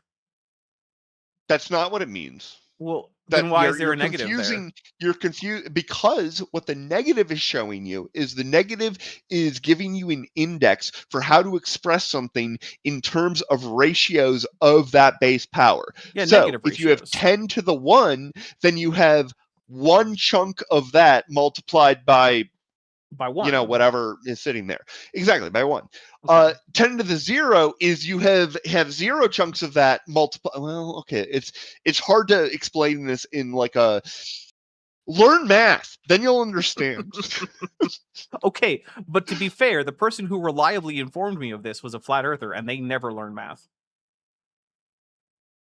Yeah, I mean, I gotta say, I know a lot of flat earthers that would be upset with that level of fail in math. Wow, like Alan probably wouldn't accept that. You know some high-level flirts out there, because most of the flirts I've encountered or have even heard of fail the flat Earth litmus test. You know about the flat Earth litmus test, right? I don't think I do. Oh, so one of the questions is 10 to the negative 17 a positive or a negative number? Another one is if I have a triangle with side lengths 1, 1, and 1, what is the value of what is the angle of all the internal angles? Like how many degrees are each one? Technically you don't have enough information there. Well, we'll assume that this is a Euclidean space with no actual curvature. We're not on some kind of manifold. Okay, then you do. Yeah. And then the last one, I believe, is if I have, how do you convert meters into kilometers? What math operation do you do to convert meters into kilometers? When people, dude, have you ever seen that sovereign citizen video of a dude who was complaining about how he was being convicted of DUI because he blew a 0.180, and that's real high. The limit, yeah, it is, but the limit is 0.08.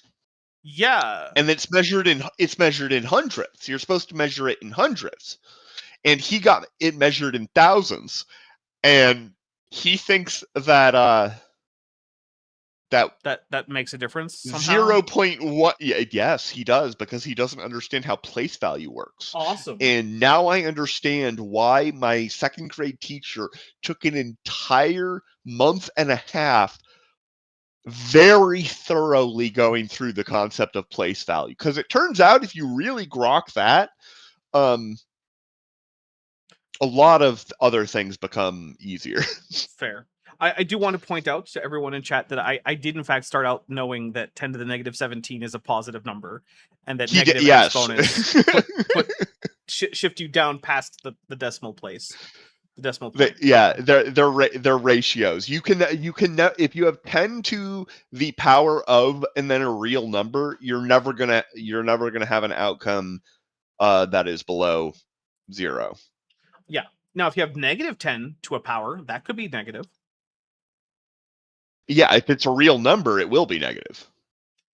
You can raise things to complex numbers, but it gets these things rapidly become difficult to explain with like straightforward analogies, because there's a reason it took people thousands of years to even conceive of them. So You know what? Sometime I should send you my my Blender file that approximates a mandelbulb. And you can set how yeah. detailed of an approximation the mandelbulb is. Although you have to be careful, because as you get more detailed, it starts to exponentially increase computing power requirements. I was gonna say, like, does it have a safeguard, or can you No, just set you can like absolutely accidentally crash. enter an extra digit and immediately brick your computer? Yeah, well, it won't break your computer, but it will crash your computer, and you will have to restart it. It does not have a safety rail. Yeah, if you want to crash your computer, that file will do it if you let it.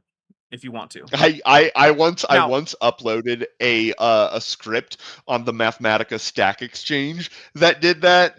I was like, hey, if you do information of range of 10,000, it's really annoying, and it like causes things to freeze up. And then one of the moderators had to edit my post, being like, warning, this will completely crash your Mathematica session. I will say that file will usually crash Blender before it crashes your computer, but that's Yeah, not a guarantee. yeah, that's a usually. right.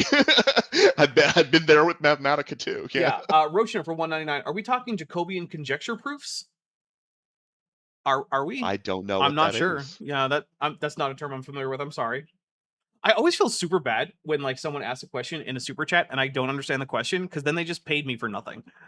So I'm Dude, sorry. I mean, how do you think I feel? Like I come on here. I have a degree in math. It's a bachelor's degree, but I was a double major in math and physics. So sometimes people ask me math questions and I'm like, I'm sorry. I can dance if you want. I can twerk. Could you define a manifold for us? A manifold is a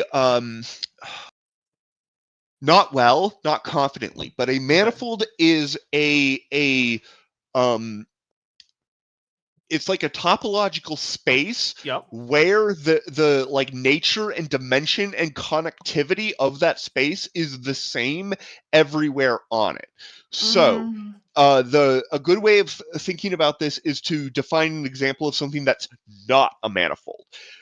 Just the unit disk, that's a manifold. The unit disk with just one-dimensional line sticking off is not a manifold, because the one space and the other space don't have the same topological properties. The whole thing kind of has to be playing the same game of stuff. A single line, that's a manifold, as far as I know.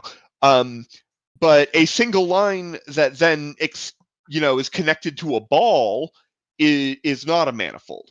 So, but a torus, I believe, is a manifold. It doesn't have to be simply connected. It can have a hole in it. So it's usually what I would go with is a topological space that is that's differentiable across the entire surface, and that at small scale acts like a flat space. It does have to. You're right. It has to be smooth. A manifolds, I'm pretty sure, they have to be differentiable. Have to be. If it's non-differentiable, they have to be differentiable, point, which is no. Yeah. So a collection of dots is not. Yeah, a pyramid, not a manifold. Now a cylinder, that's a manifold. Well, as long as it's infinite in extent, because it's not differentiable. I think it depends on what differentiable means in the because the thing is, if you define your space by the coordinates that are laid out on a pyramid, you might. I think because then a square wouldn't be a manifold. So generally, if there's a point where you can get to, and you can't pretend that you're on a flat surface, then you don't have a manifold. Yes, but that doesn't apply to you can being at one of those vertexes. You're at the corner of a flat surface, but you're still on a flat surface. It doesn't have to be. You can't pretend that the entire space is flat there, because that's not a differentiable point. You can't get. It depends what you mean by flat. Well, generally, what I would say. Well, okay, the way that I would quickly explain what I mean by differentiability would basically be to say, can you take a smooth normal vector across the surface where the normal vector is actually a smooth curve and it doesn't have any jagged or undefined spots? But anyway, that's not Roger. We're here to talk about Roger. All right, you understand it? Rodin, no last name, says, but can I use a Geller field in manifold space? Yes, you can. As long as you can use a Geller field anywhere. Roshna for $4.99 says, Claude found a simple counterexample to the Jacobian conjecture from 1884 a few days ago, and it sent the math world into a weird tizzy. Oh, I will say I would not trust anything that comes out of a LLM, because LLMs just make things up. But that being said, if it says that it's a thing and it looks like it's a thing, it's reasonable to investigate it. Yeah, they're really good for that part of the process. Einstein is off the table if you can accelerate light. And light... I mean, I would agree. If you could accelerate light past c, that would be a very, very big problem for Einstein. Or, well, his theories, obviously. Einstein doesn't give a damn. Yeah. Yeah. It's going to slow down depending upon what medium it goes through. I don't think anybody disputes that. However, if you can accelerate it in this medium, Einstein's off the table. What's the medium? Because I don't think he told us what the medium does. Do you think that Roger knows what a medium is in this context? Stuff. Yeah, it's just the stuff that the light's going through. But do you think that might be what he would respond? I wouldn't be shocked. I'd be surprised. All right, that's fair. It's just impossible using his equation and saying that light travels at the same speed through a vacuum. Well, that's fine. But if I can speed it up inside of a non-vacuum where it should be slowing down, that's it for Albert. But you haven't. That's not what he's talking about, right? Yeah. But also, it's not what you You're showed, like, okay. Roger. In this regime, this happens. But what if I go to a different regime? Then if that doesn't happen, like that, I have trouble imagining what it would be like to be a person who thinks that comic book logic is a way to do advanced physics. What would it be like to be that guy?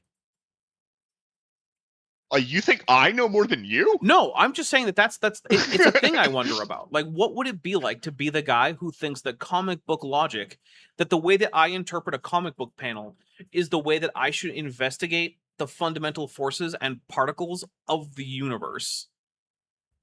Do you think that Roger would think that a gamma ray burst could turn me into a rock monster? I think Roger probably thinks that you're already fundamentally a rock monster. Okay, that is a good point. Okay, but could cosmic rays make me able to stretch really, really, really, really far? Do you think he would agree with that? Okay. I don't know. That's Megan Fox's Giant Boobs for $5 says, if the 3 laws of robotics were applied to generative AI, would it just break the system? Well, we'd certainly probably get a lot fewer cases of AI driving people to Control Alt Delete life processes on themselves, because I think that for every one of those that has happened, the CEO of those companies should be charged with manslaughter. That's what I think. Not murder, because it wasn't an intentional act on their part, but manslaughter or negligent homicide, depending on your jurisdiction and where that thing occurred. Yep. I think Sam Altman should be in prison for the rest of his life. At a minimum. And no, I don't feel bad for his family when they got attacked that one time, because he's already killed far more people than are in his family. And while I don't wish ill upon his baby son, I have no sympathy for his husband. Because, it's like having sympathy for Ava Braun. Why? Why would you do that? I didn't even know he was married. Yeah, he's got a husband and a baby. It's not a big part of his, media presence, but when his house was attacked, he talked about his husband and baby, and that's how I found out that he's married and has a baby. Which, I mean, to be fair, I'm not going to blame him for not bringing his family into his public life, because I think it's cringe when Elon Musk does it. So, he probably shouldn't do it. but I just can't muster a lot of empathy for his, oh, my poor family. Like, dude, for your kid, sure. But for your spouse, I have nothing. Your spouse should be divorcing you right now. Because you're an absolute evil asshole who should be in prison. Anyway, Joshua Geese for $5 says he either thinks it's someone who facilitates speaking with Spirit World or a 20-ounce drink. How many ounces is this? What is this? 12 ounces. That's what I'm drinking. 355 milliliters. Do you know the entire reason that Americans buy soda in liters and nothing else is because when bottled soda in plastic bottles became a technologically feasible thing, the federal government was trying to do one of its every once in a while encouragements to get Americans to use metric. And so the soda companies were like, yeah, let's do that. And then it just ossified. And that's why soda is the one thing that Americans buy in the metric system. It's just an accident of when that technology came along and what the federal government was doing at the time. That's it. There's nothing more. It's not deeper than that. And it's just a weird accident of history. Yeah. It was just like the government was like, yeah, let's do metric. Dude, it is really annoying being a physicist in my field because all of the companies that sell optomechanics, like they sell optical breadboards, which are big steel thick tables that have holes drilled into them. Oh yeah, in the United States every inch. Mm-hmm. Everywhere else every 25 millimeters. Yeah. And an inch is exactly 25.4 millimeters. Yep, so it never lines up. It never lines up, and also the threading is different. M6 versus quarter. It's Oh, you know what? It is true. Besides ammunition, so yeah, ammunition is often used with the metric system. But I guess I don't really buy ammunition, so I don't think about it. Yeah, I've never owned a gun. I've fired a lot of guns. I've never owned one. I fired a few guns. Yeah, I am an American. Okay, yeah. Like come on. Well, I was also in the military. We had firearms training. True that. Yeah. Not much firearms training because I was a nuclear technician in the Navy, but still, we did have some firearms training. You were one of the nerds. Yeah, I was in the nerd part of the military. But I also shot a lot of guns outside at of all military. points in your life, you've been in the nerd part of wherever you were. At all points in your life. Not when I was playing pickup games of football. Yeah, I bet you were the nerd on that pickup game of football team. No. I bet you were. Well, okay, I might have been the nerdiest person there, but I wasn't doing nerd stuff, and I wasn't being treated as the nerd. I was just the guy who was willing to do stupid dives to catch the ball to complete the pass. Sounds like nerd football. I don't know what that means, but I'm going to hit play. See this? I'm not lying about what I'm talking about. Yes, you are. No, actually, I don't think he is. I don't think Roger is lying. Okay, fair. I think he is. You're right. He thinks that he doesn't have the mens rea. Yeah, no, because remember, lying as a verb, when I say someone is lying, what I mean is they are telling you something that they think is untrue with the intent that you believe that thing. Or they're trying to get you to believe something that they think is untrue, to put it in a more succinct way. I don't think Roger's doing that. I think he believes what he's saying. Joshua Geese for $5 says, yeah, I'll have a liter of cola, fava, and Super Troopers. Actually, I actually kind of hate the 1 liter soda bottles because it's like the least convenient amount. Because I don't know what to do with a single liter of soda.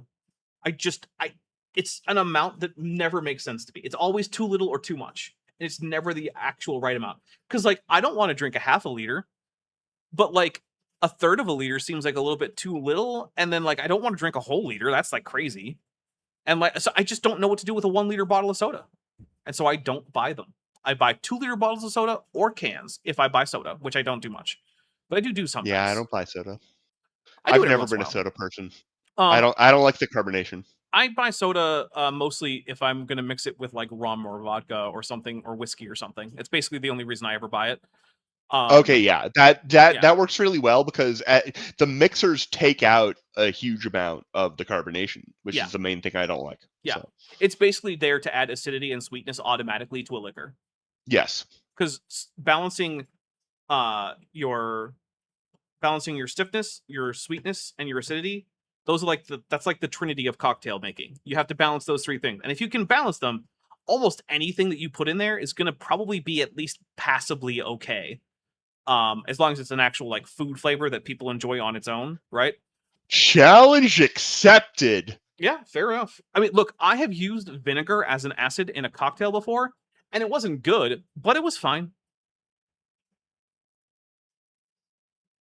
It wasn't good, but it was fine. It was palatable. 2019, CMOS detector system development LHC detector upgrades. It focused on this CMOS. Roger, you already complained about the fact that you told people to use CMOS detectors in their particle accelerators, and they told you that they couldn't. And then you thought that decades later, the fact that, well, not decades later, but many years later, that the fact that the technology had advanced and now they were able to use them was somehow a vindication of you telling people to do an impossible thing years ago. It's not, right? Like, People have been working on this. The Right. whole time, people Like- have been working on technologies that led exceptionally naturally to this point. right, like if I had told someone like, hey, hello, it is now 1832. Why don't you send invisible versions of light waves through the air to transmit images across the world? They would have said, no, that's impossible. And the fact that later on humans invented TV doesn't make those people in the 1820s wrong to tell me it's impossible for them to do that. You can't do a thing until you have the technology to do the thing. And the fact that you wanted to do a thing before the technology existed doesn't make the people who told you no wrong, and it doesn't make you right that it was a good thing to do at the time, right? Like, it seems really basic. For $4.99, Roshina says, bubbly water and steamed carrots are too spicy for the weasel. Dutch Tunicate Official for $2 says, cooking generally is just balancing flavors. That is a lot of it. Texture is also really important, but yeah, a lot of it is just balancing flavors. Some people I find just don't seem to understand the whole texture thing, and it's like, yeah, okay. Well, they do after you break a wine glass over their soup. Well, okay, but I would say that a more reasonable thing legal thing to do would be to say, okay, that's fine. So when you come over for hamburgers next time, I'm going to first put your hamburger in the blender and turn it into burger soup, and then serve it to you in a cup with a straw. And if you think that that's a great way to eat your burger, then okay, sure, maybe you don't care about texture. Because I'll tell you, I do not want to drink a burger through a straw. That does not sound like fun. Well, I gotta say, if you put the burger meat in are you putting the burger in the blender before or after you cook the patty? Oh, it's after it's cooked. Everything's cooked, and then okay, never mind. Yeah, no, I thought because like before you cook the patty, there are okay, yeah, fair enough. But like if you had a clean blender, you could, which you can do. Then you could, and it would just be like you would destroy all of the sort of micro muscle fiber stuff in it. The texture would change, but it would still be edible. The other thing is awful. Road no last name says root beer, schnapps, vodka, soda water, Baileys tastes like a root beer float. That actually, dude, that actually sounds kind of intriguing, and I'm a little bit curious. Although the problem is, Baileys has so many damn calories. Like alcohol already has a lot of calories, and then you add fat on top of it, and it's like, whoa. Lieutenant Math Navigator for $2 says flavors in cooking, confused Englishman noises. How are we on the goal? We made it. Yeah, you can say fuck. Boom. Now. Yeah, you can say fuck. Fuck yeah. Yeah. This work focuses on the design and integration of novel radiation-hard monolithic CMOS pixel sensors. All right, so they have. Do you know what that means? They made. Wait, hold on. Is Roger also using a mouse? Because the cursor is moving. Oh, is it? Yeah, look. 2 sensors are produced using processes and so forth. Oh my God, you're right. What? Roger, what are you doing? What is happening? Why are you like this? I'm just taking a drink for like, I don't understand the choices that this man makes in his production. Roger is the Tommy Wiseau of pseudoscience conspiracy theory videos. Everything about the production is just bafflingly incompetent in ways that no one should ever, like, just making choices that no normal person would ever make. Yeah, you're right. It's like Tommy Wiseau trying to shoot the movie on digital and film and having people tell him, well, you know, you need to light the set differently for each of those, so you literally can't light it well for both. And just like, no, this is going to be the first movie filmed on filmed in film and digital at the same time, and everyone's like, that's And a he bad also idea. insisted on buying all the cameras, as I recall. Yep, he did not rent. I had well, I think I still have it in the other room. The Disaster Artist. I had a copy of that before the movie came out, and then the movie came out, and I was like, I'm so glad they made a movie about this. This man deserves it. They softened the portrayal in the movie, though. They did. They really did, because there was a lot more. Tommy he's a dick. He's a creep. Oh yeah. He's a creep and probably a criminal. It's unclear. Look, you know what? Who amongst us has not at some point broken some law somewhere? Don't answer that. Sid's babies. They're not amongst us. That's legitimate. Yeah. Lieutenant Matt the Navigator for $2 says, how did you get Admiral von Trippets on? Like, oh, Jesus Christ. I got connections. I know people. All right, let's get some more Roger in. We did not even come close to as much time with Roger as we did last time. Actually, that's not entirely true. We came. We're not as much, but yeah, we're getting there. We're getting there. Also, I don't have a. Last time I had another show in the evening. I have nothing. Well, so. I don't want to take too much time. I do have some other things I want to do today, but we could go a little extra. Terrible planning. Yeah, it is. Filter out the heavy chunks. However they did it, I don't know.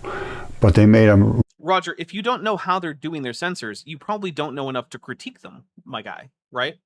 Like, that's a... Also, is he describing radiation hardening of as filtering out heavy chunks, silicon of CMOS pixel detectors as filtering out heavy chunks? Yes, that is exactly what he's saying there. Yep. Not the words that I would choose, but you know, I'm not Roger. Yeah. Radiation hardened. That's what it's for, to make them radiation hard. Because they're just throwing out chunks like this. What does that mean? We never get more than a chunk like this. That's the biggest we get. What does that mean? And that's what CMOS is made to do. To receive these particles. What particles? What are you talking about? Roger, you were talking about protons and neutrons. And protons and neutrons are made of 3 quarks and gluons. You can't just toss out chunks of them like that. That's not a thing that happens. You literally can't. You can't isolate. Nobody's ever observed an isolated gluon. I mean, not gluon. Quark. Yeah. Quark. Yeah. Because the amount of energy it would take to isolate a quark would be enough to form a new quark. Which is then exactly. What happens. You rip them apart, and by the time you're able to rip them apart, that they're individual, the amount of energy that you've had to put into it is enough to just create a new quark for each chunk. Yeah. You never see quarks in isolation. So, like, I'm just gonna take a drink because, like, I don't know how Roger thinks that this is supposed to correspond to anything inside of a proton. Dude, he doesn't know what the inside of a proton. He doesn't know what an atom. He doesn't know what any of this is. It's true. It's true. Like at the very top level, he just doesn't know, which is why, you know, I like talking about the goose on his desk. It is a really cool rock. I will give it that. It's a pretty cool, yeah. Like, Roger is good at finding cool looking rocks. And you know what? Yeah. If I were like 12, I would be in awe of his rock collection. And then you get brighter and brighter reactions depending upon how hard that thing hits, basically. And there was... Blackburn Big Dragon says, Dapper Dinosaur, it always irks me how after all these years, Roger still hasn't figured out how to do a screen capture. I don't know if it's because he's lazy with production or tech incompetent. I think it's a bit of both, right? I think he's like, look, I'm getting success and views with this level of production, so I don't need to change anything. And to be fair, as someone who does full-time YouTube badly, I get that. I viscerally understand the idea that if you find success with something, you do not need to advance beyond it while doing YouTube and pumping out YouTube videos. Like it is, I do think that the aesthetic he has with the taking a video of his thing, It's a style. legitimately it is a style. It is Yeah. a style, and most of the time it's much more legible than it is today. Like today there's been a little bit of blurriness. Yeah. Like the current thing on the screen is pretty good though, for example. It's bad, but it's good enough, and like the novelty of how cute it is valuable. Yeah. Rodent No Last Name says Quark is a Quark is never isolated. He's always at the bar. That's true. He is always at the bar because he owns the bar. Yeah. Roachna for 199 says, would you rather have a cool rock or a cool stick? I'm gonna go with rock, but that's mostly because like I don't really feel up to stick fighting most days. What about you? Ooh, probably. Oh, I'd have to see the distribution for both options. Well, we'll say it's the coolest I- rock you could have, and the coolest stick you could have, and the coolest rock I could have would probably rock. be very Yeah, expensive. the coolest rock you can the coolest rock you can have is going to be way, way, way more neat than the coolest stick you can have. Okay. The coolest stick you can have probably means that you took advantage of an inside source that works at somewhere that knows the oldest bristlecone pine, and then you went and you ripped off a branch. Okay. There's no question. I was showing them what was true, and they fought me. I'm telling you, and Fermi though, he would refuse to talk to me. And Roger, buddy, I know you're never gonna watch this, and that's okay. But I'm gonna pretend that you're gonna watch this. I'm gonna talk to you, my guy, Roger.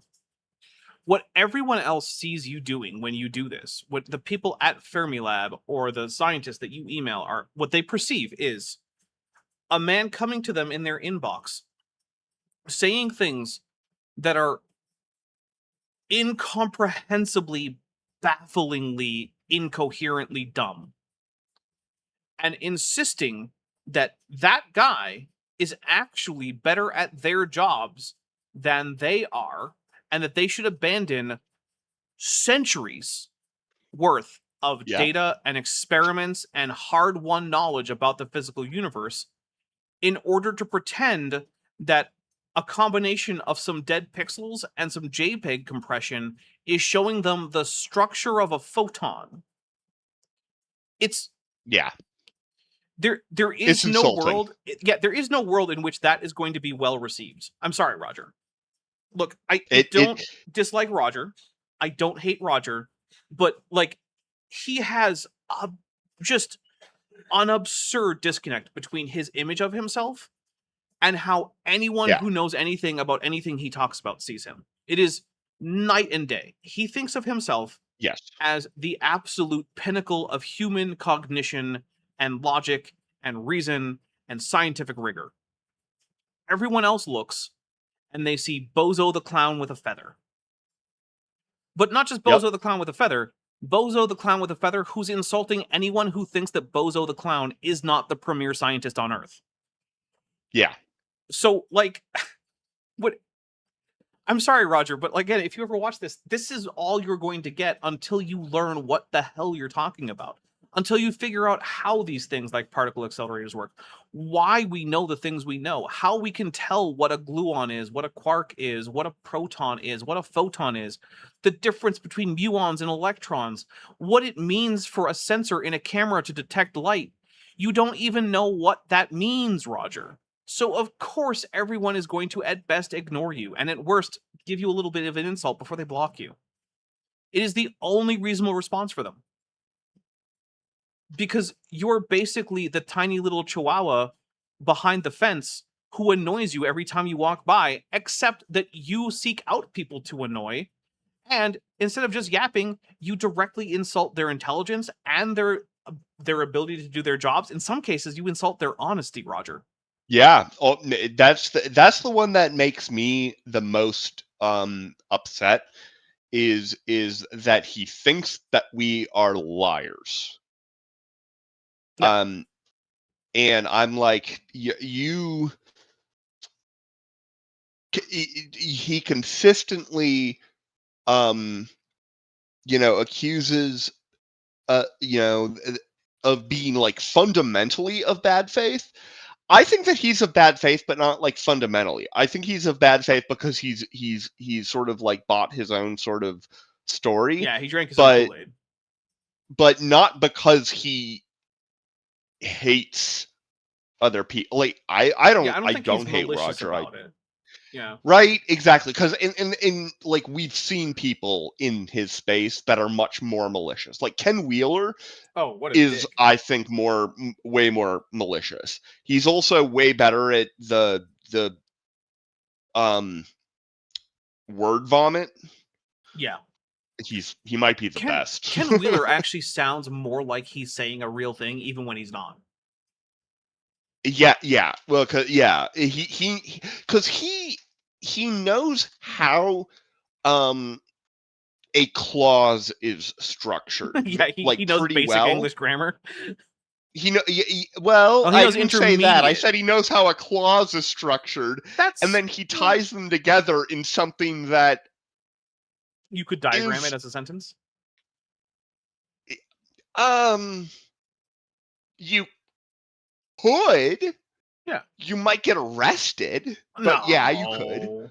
Rodent No Last Name says almost all military weapons throughout history are just ways to throw a rock harder and more accurately. Yeah, in a broad sense, that's basically true. Wooden clubs would be an exception, but not much else would be. Megan Fox's giant boot. What about like fission weapons? I mean, if you mean the concussive blast, then yes. Yeah, well, almost all. There are some exceptions. Fission weapons are an exception. Wooden clubs are an exception, but most military weapons are being able to throw a rock, or at least propel a rock, harder and more accurately. Megan Fox's giant boots for $5 says, "Speak softly and carry a big stick." Donatello, heavy breathing. Good movie reference. All right, here we go. Call me names. I'm serious. That's what happened. Same particles, only we got them down, and that's fission and fusion. No. This is fission and fusion. It's not. Raw white energy. Raw white energy. These are electron showers. There we are right there, electron showers. From electron neutrinos. Muon neutrinos. You got that part right. This is big stuff. Hey, we'll take a drink for it. I mean, the things that he has displayed on the top have no relation to what's below them. None at all. Absolutely none. Except for the fact that something that is vaguely triangle shaped is in both. But yeah, you get neutrinos. They whack into stuff and occasionally interact with it, which I guess is part of the definition of whack.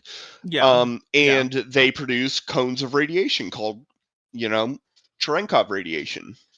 Yeah, it's a real thing. Something. Yeah. It's basically the sonic boom of light. You've probably seen it. Have you seen it? No, not I've directly. never seen it in person. Okay. So naval nuclear reactors do not have open pits of water. They're entirely enclosed in opaque metal. Probably for the best. Yeah, well, given their size and their application, it's definitely for the best. Yeah. And this is over 10 years because you get a guy in front of it. Now, I'm not saying who it was or how that works, but I can tell you what. Once they shut you out of the door, you're done. And there's no way to present it. Roger, my guy, you have not been blacklisted from the peer review because here's an important part of peer review. Peer reviewers aren't told your name. So if you submit a manuscript for peer review in a physics journal, what will happen is it will go through an initial screening process to see if this makes any sense at all, right? And that's probably where which you would not pass. Yeah, which you'll fail. Yeah, you won't pass that. But like, Yeah.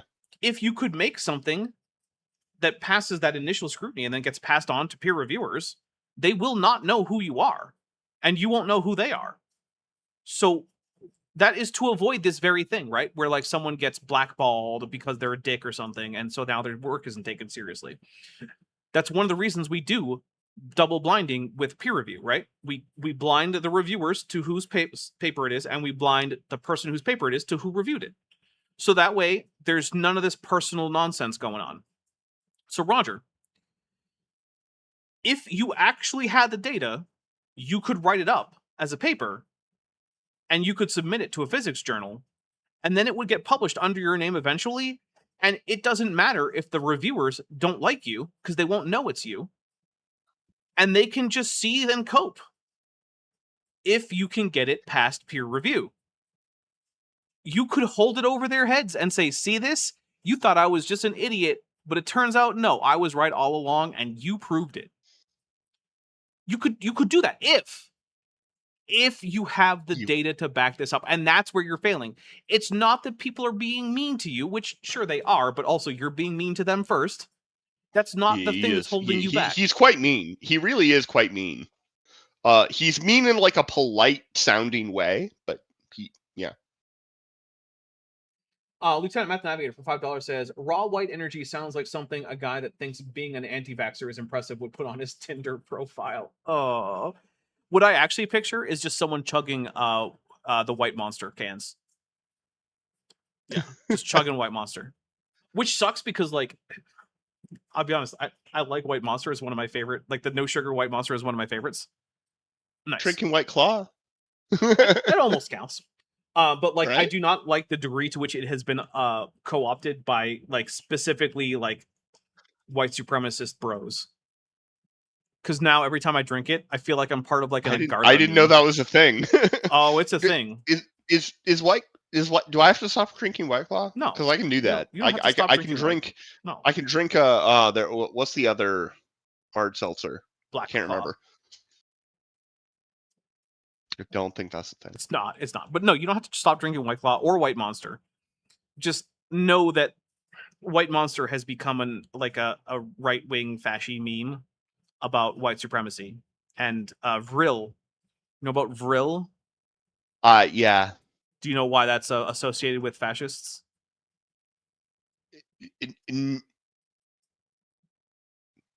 Yes, but I have to bring it. We have covered Vril on BSS. Right, Maya has like brought up videos with Vril. It's it's wild. It's messed up. Yeah. So all of these pseudoscience bullshit idea, not all, but a lot of them. Not all, man, but a lot of them end up getting tangled up in stuff that normally it's not that hard to just draw a line to Nazis. Yep. At some point. So as a quick thing to explain the meme in case you encounter it, because it's a good thing to be aware of like fasci memes.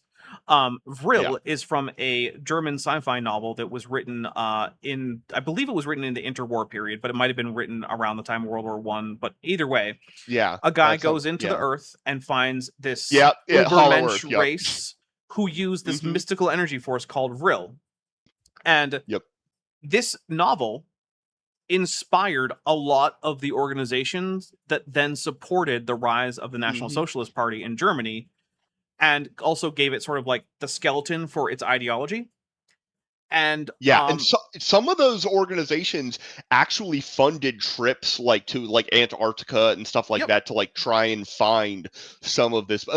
Like the Hellboy was about like, one of those Nazi exactly, and obviously you know we never had, as far as we know, like an actual demon like Hellboy. But dude, the Nazis were dumb. Yeah, the reason that the Hellboy villains are Nazis is because historically Nazis were doing stupid occult bullshit based on sci-fi novels. Because fascists just are like dumb. in the original Indiana Jones movies. Yep.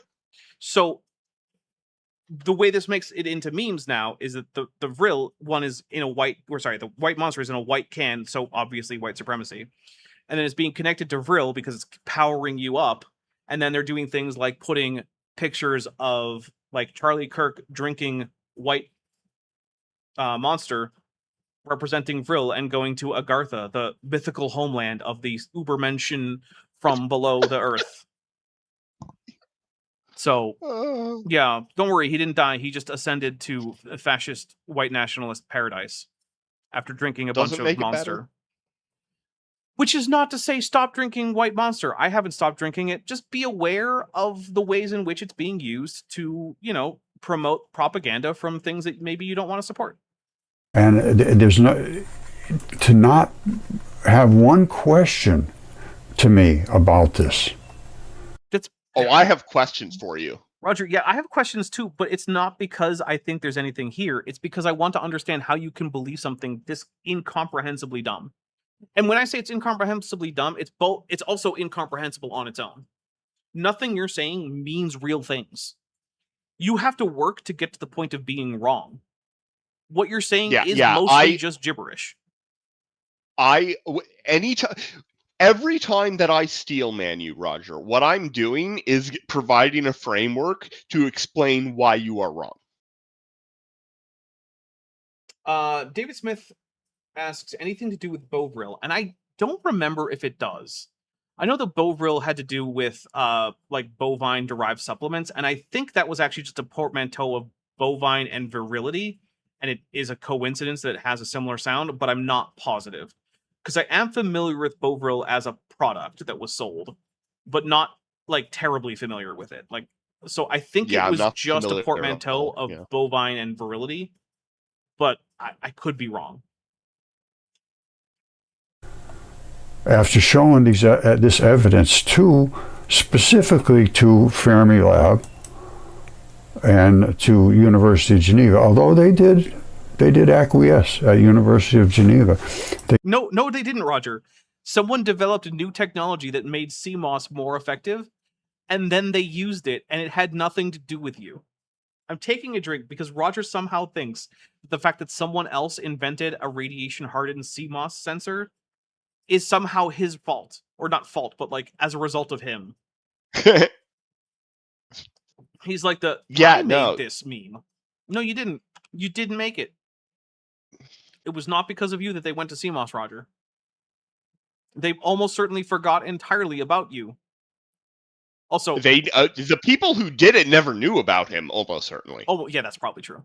Also, I love this picture because it's just compression artifacts and sharpening patterns. It's just artifacts, right? It's it's just artifacts that you've blown up. And these are these artifacts are so obvious that you could literally go in and do a column sum along certain chunks and be like, oh, this bit got flipped over, let me just undo that. And you can undo a lot of these things just like by context clues, because you're like, oh, it's stuff here is smooth. And oftentimes you can justify the smoothness from first principles. You can be like, it is impossible for our detector to measure things at the plane that we're interested in at a spatial frequency that is higher than this. So if we see things, those are, by the laws of physics, artifacts that can arrive via this method, this method, this method, and this method. I have made a list of those methods and been like, this is how you can distinguish between various pathological ways in which the data can be misleading. Here's an even easier thing. All of the features are at 90-degree angles to all the other features or parallel. Yep. Just that on its own is like, that's not how nature works. Like, I'm sorry. You know what it is? That's how pixel arrays work. Pixel arrays and computers, that's how they work. Mm-hmm. Just that on its own, and the fact that they also all conform to a grid, you can define a pixel-sized grid on all of these artifacts, because these are artifacts that have been blown up, and an algorithm was used to soften the edges when it was blown up. Yeah. That's it. You have lost information by doing that, Roger. Whenever you do see images, like actual images of things which are grids, like if you image I mean, it would be a hexagonal grid of graphene or graphite, right? It will be, as long as it doesn't have dislocations and stuff, which would be exceptionally obvious. It's going to be along a very exceptionally well-defined grid, probably to a better extent than your sensor.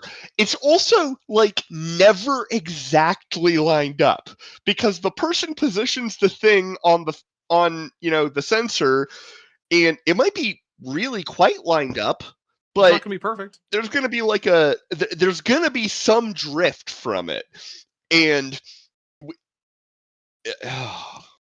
All right, here we go. He said, well, yeah, I guess you're right. Basically, that was the final discussion was, all right, yeah, it appears that CMOS will see these photons. No, Roger, that is not a conversation that happened. That's a conversation that you wish had happened.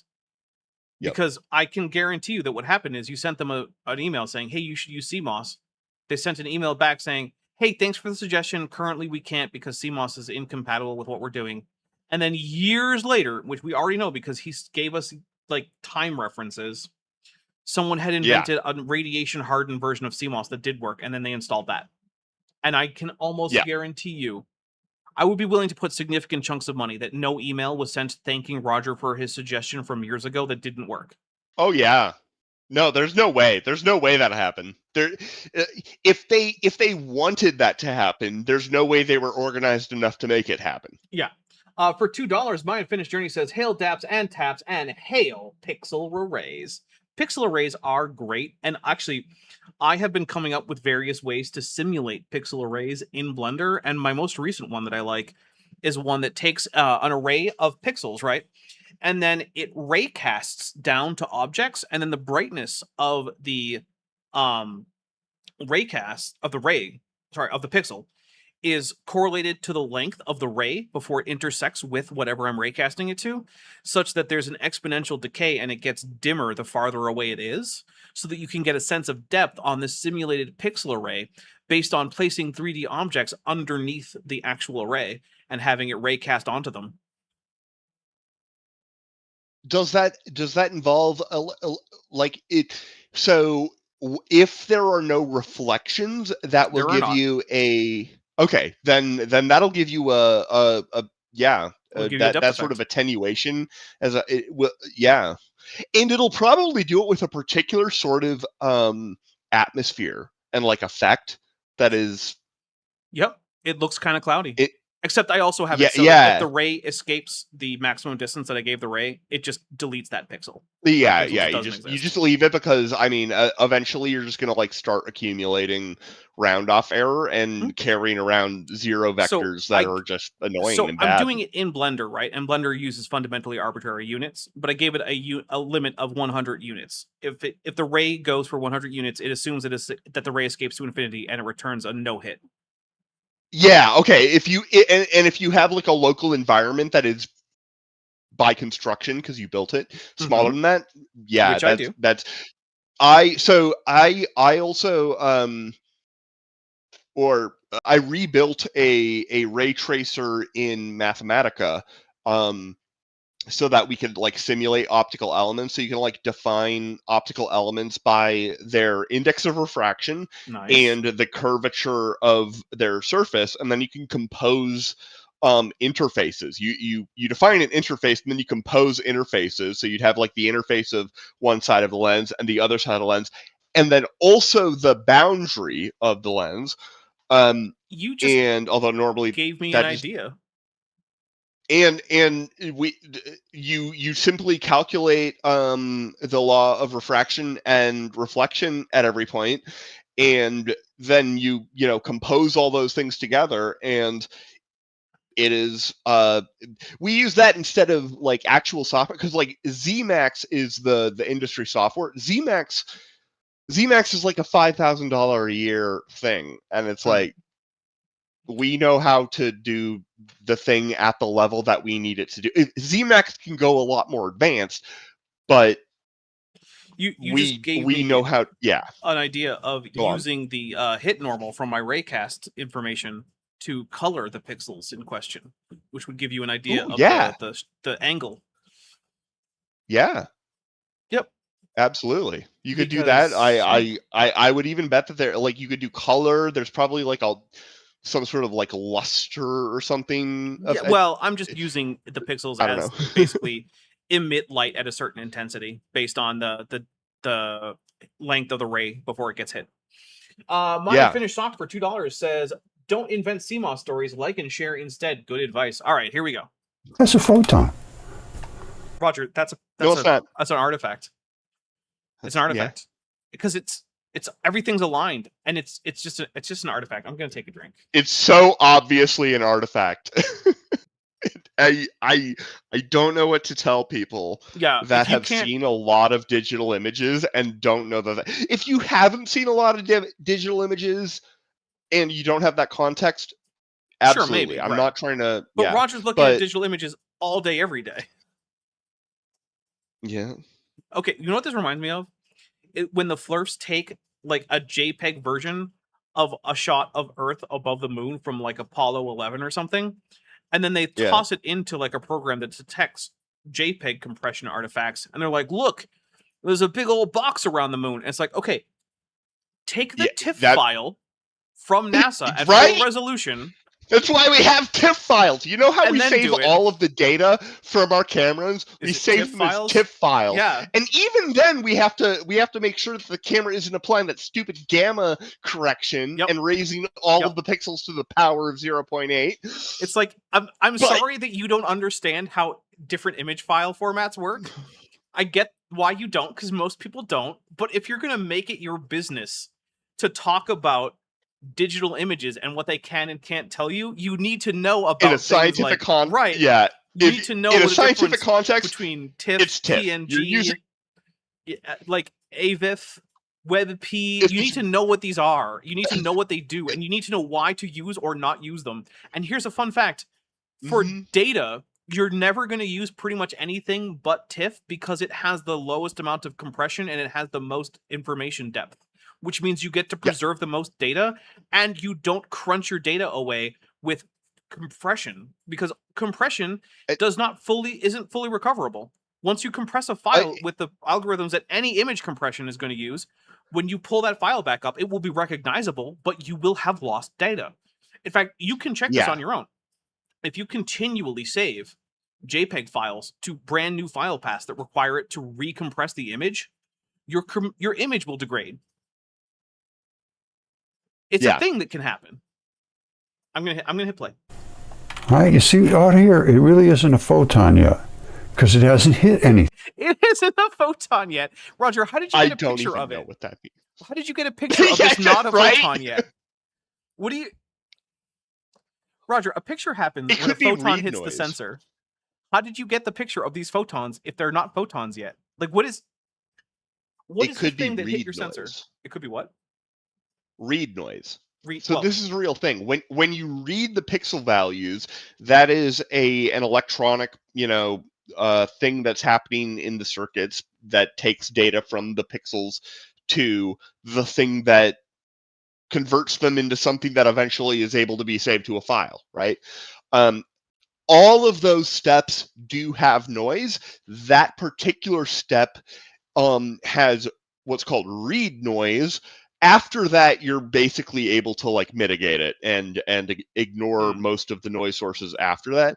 But that first step, you can just, if you just read an array of pixels that you covered with a cap and then put it in a coal mine and then turned off all the lights and there's no light at all, one, you still have to do the calculation because technically everything there is a black body, and black body radiation is going to have a finite tail, and you do have to look at the statistics of how likely it is that photons are going to be excited by that. Generally, that is going to be a very, very, very small excitation rate, but it's not zero, so you should do the calculation. But the very act of reading over a electronic circuit that has not been cooled to absolute zero and instrumented using superconducting materials, can give a bit or a few bits worth of noise. And that's why if you have the on-chip amplification, that can be useful, because the read noise is basically just a process of, you always get this amount of electronic noise whenever you check how many electrons were on that chip, because that it's the noise of the checking. Ah. It's not the noise of anything else. It's the noise of literally being like, oh, I got to read this thing and then report it over here. All right, so real quick, we are going to go on a quick intermission. So that way people can get up, you feel free to use the bathroom, grab a drink, grab a snack, whatever. And we will be right back in just a few minutes. So give us a second. And Good plan. Yeah.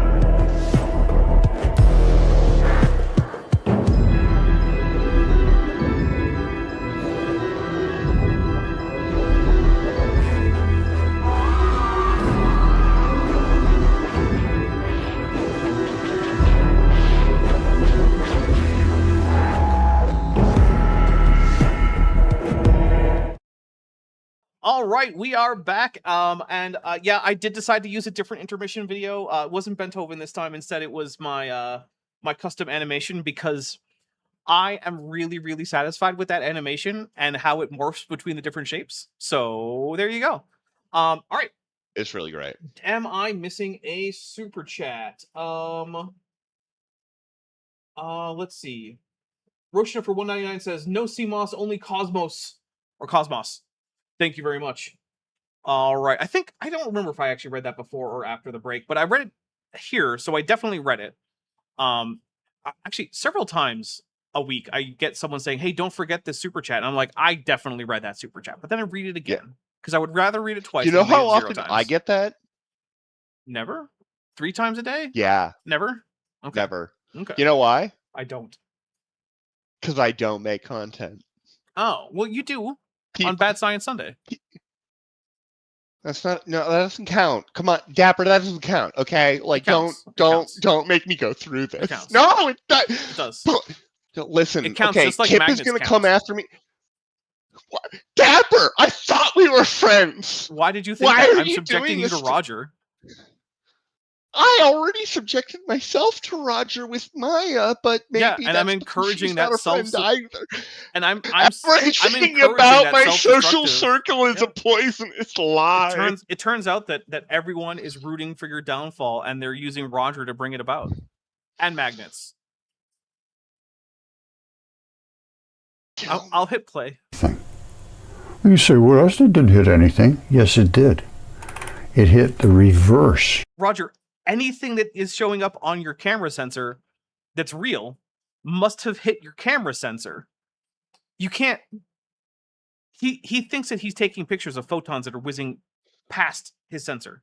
That's what he thinks is happening. He thinks that the photons are things that he can detect as they don't hit the sensor, but something else is shining into the sensor that isn't a photon. That has to be what he thinks.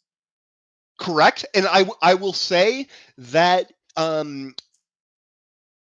that is a misconception that applies not normally in situations like this, but it does apply in some situations. Like if you use a really, really, really crazy powerful laser to like zap something, people expect it to kind of look like a Star Wars sort of thing. And the thing is, the only photons that you see are the ones that don't do what they're supposed to do and end up going some other direction that ends up in your eye. Unless they are doing what they're supposed to do, and that also ends up in your eye, but then you're probably being vaporized. So, well, yeah. But you're not going to see lasers that are passing through empty space without scattering off of anything. And it's why you need to have a really strong laser for it to be useful to like point at things in the night sky, even during like a fairly typical astronomy thing. It doesn't have to be crazy strong, but like a microwatt is not going to be enough. A milliwatt might be, especially if it's green. But that's because occasionally some of those photons scatter off just air molecules. Very low probability, but it happens. So, all right, here we go. Wave. Just like that. If I go like that, I didn't hit anything. But if I go, I hit something, it's going to bounce. And that bounce was serious. Dean Wing says, didn't he say photon neutrino earlier? He might have. I don't. It's possible. So the thing is, Roger doesn't know what any of the fundamental particles are, or what their charges are, or what their masses are, or anything like that. They're just words to him. Yeah. And he combines them almost randomly. Yeah. Yeah. Yes. And inconsistently. If you actually track what he says about these things, which I've never systematically done, but sometimes in a single video, I do have a long enough memory, which, pray for me, that I can remember something at the beginning of the video that contradicts something he says later. And that's my burden. You see that bounce there? No. No. That is an enormous reverse bounce. Just no way to miss that. Roger, this is an hour-long video, and so far you have not advanced much past the first 20 minutes, or no, as far as the past 10 minutes, and we're almost 20 minutes in. I'm taking a drink for Roger can't make a new point. Correct. Yo, next time you have me on for this video, because at this point, We're not finishing it you're today. mean enough to do it. Oh, yeah. Well, I mean, we're definitely not finishing it today. I feel like what we're aiming for right now is until the minute marker goes right above the middle of the play arrow, right? Like that's what we're aiming for, like the middle of the video, roughly. I mean, I'm aiming for like I still have some drink left. Fair enough. All Yeah. right. Yeah, and we haven't gotten Bent's free pizza yet, so Oh, yeah. Well, how much? we got a ways to go to get Bent free pizza. Well, how much is it? You gotta put a new goal on, because all it says is 20 out of 20. It says 53%. Oh, right. On the thing on the screen does. You're right. Yeah. I wasn't looking at that. I was looking at the chat because I'm Yeah. bad at my Although job. I think Bent gets free pizza is at like 95 or 98 or something. The 100% is to the fancy avatar. The Bent gets free pizza is fair. slightly lower. Roaster for All $4.99 says no one knows what a photon is. You can't. I think you mean hand me a jar of photons. Kent Hovind. Yeah, that is a thing that Kent Hovind has said. Is like hand me a jar of photons. But we do know what a photon. The thing is, okay, at a certain point with any amount of knowledge, if you keep asking, okay, but what is that made of, and you keep drilling down, eventually you're going to get to a point where you either have to say I don't know, or you're just going to have to say that it exists is a brute fact of reality, and I don't know how to explain anymore. And the can you put it in a jar level is, I feel like, pessimistically at least 3 layers above that. It's probably more like 30 if you're careful about it. Yeah. But yeah. So basically, Kent Hovind is just saying, oh, there's a level at which we're not sure what's going on, which is true for everything. And it does not negate the things that we are confident about, right? Like, if you went to like a trial and you solved a crime with like forensic science, right? Like blood splatter and DNA and fingerprints and whatnot. You don't need to know how all that stuff is interacting down at like the quantum level to solve the crime. It's not necessary. So even if you don't know how like the electromagnetic forces are interacting to create the blood splatter effect at the level of individual electrons, it doesn't matter. And for the record, if you're requiring a full accounting, nobody does. That's way too complicated a system, and you don't have anything remotely resembling near enough data to actually know the microscopic relevant physics all the way down to the point where people are like, I can't think of any more questions. Yeah. So, which is the criteria. The criteria is I can't think of any more questions. And so what Kent is doing when he does things like that is being fundamentally dishonest. He knows that. He knows that that's a dishonest tactic. Yeah. Yes. Kent does. Roger, maybe not. I suspect so in a lot of situations, but I don't know so. Yeah. Right. Whereas with Kent, yeah. Well, I mean, I'm comfortable calling it knowledge. It's the only way you could possibly get that lines, and those are serious lines, and those are the. No, Roger. You get those lines because of things like whatever you're shining the laser on, and also refraction between your aperture and your lens, as well as the lens of the laser, which can also introduce some artifacts. And then yes, it can. It can absolutely can. Yeah. And then you're passing that through a cell phone camera that has limited dynamic range on its sensor, because all sensors have limited dynamic range. But that's also then going through sharpening passes and color correction behind the scenes before you ever see the image.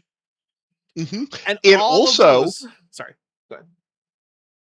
Also, it's not even a modern cell phone camera lens. Right, if he did this like with exactly, it's from these pictures I think are from like 2010, and like. Cell phone camera technology is one of those things where you can look at how it's improved, and the improvements have been steady and pretty substantial. but real. Yeah. Lieutenant Matt the Navigator for $5 says there's a level where we don't understand anything. For Kent, it's first grade. Yeah, mostly. So I'm sorry, Well, Roger. I mean, there are so many things that introduce all of these different things, and it's a combination of all of them that results in a complex image, which I'll grant you looks kind of neat, but it does. Unless you've accounted for refraction from the aperture, from the lenses, reflection off various like diffraction patterns off of whatever you're bouncing this off of, the dynamic range of your sensors, unless you've accounted for all of those things, you have not given me an image that you can tell me anything about. I feel like if I had enough information to exactly reproduce this image in the way that it was originally produced, like I knew, you know, what materials were used, I knew the distances, I knew the environment, I knew the light, but all of those things, I could make a 20-part like series where I break down each individual thing and go really nerdy about exactly why you get these weird crescent shape objects, right? Like a full episode would just be those crescent shape objects on the phone. But he doesn't care. No. Bruce Wayne says Mikey Smith the Flurf destroyed his webcam while playing with a laser pointer. That doesn't surprise me a lot. I have complex feelings about Mikey because I have a hard time just fully disliking Mikey. But on the other hand, he can be a dick. And he's also incredibly dumb. I feel like I only know one Mikey, and it was the one person that I've ever done well, okay, that's not true. I did a flat earth debate with you sort of once. It was a conversation, not a debate. Yeah. But I did a debate on a channel which will not be named because we know what it is. You can say it. It's the bad bar. Yeah. But I did one debate ever on MDD, and it was against it wasn't Flatzoid. It was Flatter Day Saints, which is a great name. That's a great name. It is, yeah. For channel. And the other person I'm pretty sure was named Mikey. And I don't know how many Mikeys there are. My first name is Michael. Don't call me Mikey. Okay? I don't know why I wasn't referring to you. Entire internet that. I know, but the people who are named Michael who are okay with being called Mikey are a minority, is my point. And I'm pretty sure the person I debated might have been called Mikey. So how many Flat Earth Mikeys are there? I don't know. There can't be more than 5, but right? This is Mikey Smith, and that's not his real name, but it's the name he goes by on YouTube. He's the Flurf who used to be in Regina, and now I think he's in he moved I think he's in Saskatoon now. So that's I don't know where that is. It's in Canada. Oh, I keep on looking for jobs in Canada. I haven't found any amazing ones yet. Are you could you become a citizen? Or are you a citizen already, maybe? No, I'm not. No. Oh. No, I'm not a citizen already. But the problem is that there aren't a whole lot of jobs that are looking for people who know how to run ultra cold neutral atom experiments. Yeah, that does seem like a fairly niche kind of a job. Yeah. Let's see. Lieutenant Math Navigator for $5 says he should have a used Nokia. That camera could image the fundamental building blocks of the universe, and it would not take any damage while doing so. Yeah, no, you drop those things and you can cause an earthquake on the other side of the planet. This was actually measured by scientists at CERN. This is a joke for professional reasons, but it's not that much of one. Push to shove lines, that's what I call them. People call them Zeeman lines and all kinds of different names. Wow, that is not a Zeeman line. Okay, do you know what that is? What a Zeeman line is, or what he's showing us? A Zeeman line is. Don't think I do know what a Zeeman line is. So the Zeeman effect is an effect that happens to particle atomic transitions, where because the different states of an atom are composed of electrons and nuclei that are in different spin configurations, and each of those spin configurations have different magnetic moments that in the presence of an external magnetic field, the energy of some states shifts up and some shifts down, and they all shift by like different amounts, and that's called the Zeeman effect. The change in the transition energy between two states as a function of magnetic fields is the Zeeman effect. And when you plot it, it will often start out sort of from like 0, and then it will spread out. Let me pull up a thing and share it really quickly. Here we go. Oh, give me a second. No problem. Okay. This is the Zeeman effect. If you have the magnetic field, then you have all of these different states. These are the ground states of a rubidium 87. By the way, I have personally written code that that calculates exactly these curves and label them and everything. Like you need a few things, and then you need to know how to do a bunch of matrix algebra and how to apply quantum mechanics in some ways. But you have states that initially, if you have no magnetic field, are degenerate, and then as you increase the magnetic field, will separate each state. And then if you have photons that are exactly tuned to, the correct difference between various states, you can cause a change of internal state in the atoms between these different hyperfine levels. And the hyperfine is because you have the contribution from the electron, which is why there are two big chunks. The two big chunks are the contribution from like the electron, and then the smaller bits are the contribution from the nucleus.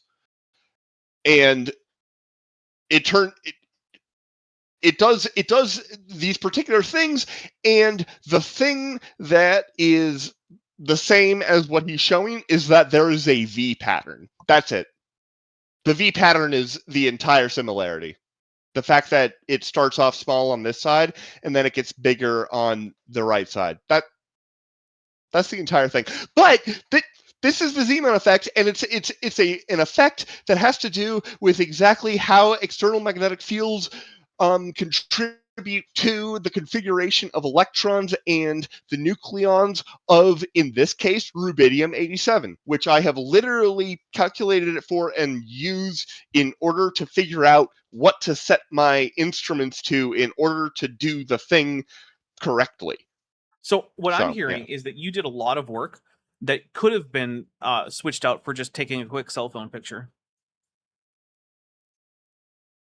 Well, then you need to get your ears checked. Bruce Wayne says, I think Mikey is the harmless village idiot. You might feel differently if you were his former landlord whose home he broke into while, from my understanding, nude and intending to essay her.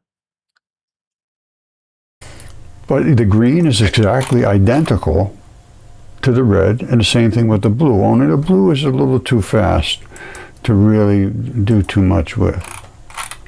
See, this is the blue coming in. Roger, I don't know what this is. What is this is nothing. Right now? Like this could be literally anything. This looks like it could be just like a still frame of a music visualizer. That actually seems more likely what it is than any actual photograph of anything. As someone who has made music visualizations. Yeah. I have a music visualizer. Mine has a pulsing Nixon face. But whenever the bass gets big enough. I constructed it with Wallpaper Engine. Okay, that's fair. Yeah. Slowing down. And you can see that it is made up of the dipole. No, I can't. Nothing about this indicates that there's a dipole going on. I'm just going to take a drink. I have no idea what you're talking about. I'm looking for, to me, I look at this and I'm like, this seems like if somebody doused a zipper in like radioactive tracer and then took a bunch of random X-ray shots of it or something. I don't know. Yeah, it kind of looks like abstract art. Yeah, yeah. Of, the photon dipole, which is this. That's what they are. And they No, Roger, this. Oh my God, Roger, this is a diagram trying to explain to you that some particles don't seem to have a definable volume, and instead, because they're excitations of some field, they have an increasing intensity as you get closer and closer to whatever the center would be. Whereas other particles, the big solid ones up top, actually do have a definable volume because they're composite particles, and you can use the location of the particles making them up to define a volume so that you can be inside or outside the volume of the particle. And it's because I've gone over this article, right? And it's explained to you why things like electrons are point-like and do not have an easily definable volume because they don't really hit each other. They interact by scattering across, scattering from each other as a result of the actual fields, the electromagnetic fields getting close to each other because of their charge. That's what's being explained to you. It has nothing to do with direct dipole photons or whatever the hell you're trying to say. You just haven't understood the article. Even though it's actually not that hard of an article, and it's written for lay people to understand. It's not written as a technical article. And a figure like that, and you're talking about the figure right at the top there, right? Yeah. Where you've got you've got the big like cloud, and then you've got like the big like solid core, and Dr. electrons are a Weasel, great example. What a weirdo! Just gifted 5 Dapper Dinosaur memberships. So you continue on while I take some 5 drinks here. Yeah. So like. Electrons are a great example of that because electrons have a very, very well-defined, and we all, if you've ever taken a physics class, we know what it is. It's the electric force, and it interacts with a 1/r² potential, and it's strong. Electrons never directly hit each other. You can assign a quote-unquote classical radius, which can be a useful sort of rough number to plug into approximate formulas and stuff like that. Fundamentally a bit of a fiction that makes things convenient. Yeah, exactly. Fundamentally, electrons are a quintessential point particle. Like if they do not have an actual fundamental intrinsic size, but that doesn't mean that they are infinitely dense and therefore secretly black holes, right? What it means is that this is quantum mechanics, and they don't behave usefully like they have a finite radius most of the time. So I'm going to give a heads up. I'm expecting a thunderstorm to come in anytime soon, which means that it's probably a good time to start going towards wrapping things up. So we're not going to go a whole lot longer just because I don't want this stream to end in an abrupt loss of power. But if it does, please know that that's what's happening. The power grid has been a little iffy. Actually, earlier today, there was like a 1/10 of a second flicker in the power, and my surge protector was able to keep my computer up. But champion, just a couple days ago, my computer shut down twice as a result of power outages, including once during a stream on Erica's channel. So that was fun. So fun. Yeah.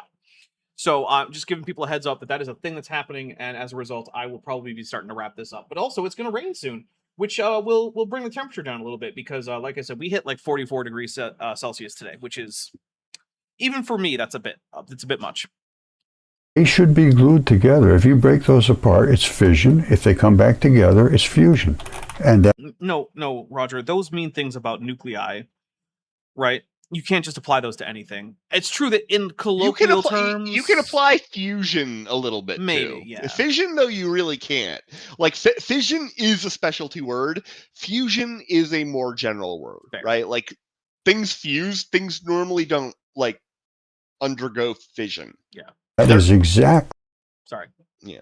Okay. Is there? Well, I was going to ask. Is there a? So the verb form of fusion is fuse, right?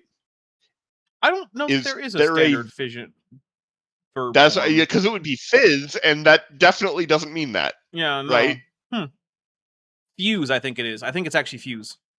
No, that's because it's splitting apart. Yeah, I don't think there is. Never mind. I'm just being dumb. I'm going to hit play. What we did right there, fission and fusion. And in the I'm just now realizing that he thinks the two sides of this lens flare, one of them is fission and one of them is fusion. And I have no idea how we figured out which one is which. Because it's just a lens flare. Or glare, sorry. The obvious thing would be the opposite of what he said. He pointed at the left side and said that is fission, even though generally time advances as you go from left to right. Well, right? If you read generally, English, that's but how it what works. if you're like a native Arabic speaker who reads from right to left habitually? Take that. Then you're not Roger. Well, we're responding to Roger. You don't know. Roger might actually be like a fluent in Arabic, and he just doesn't show off.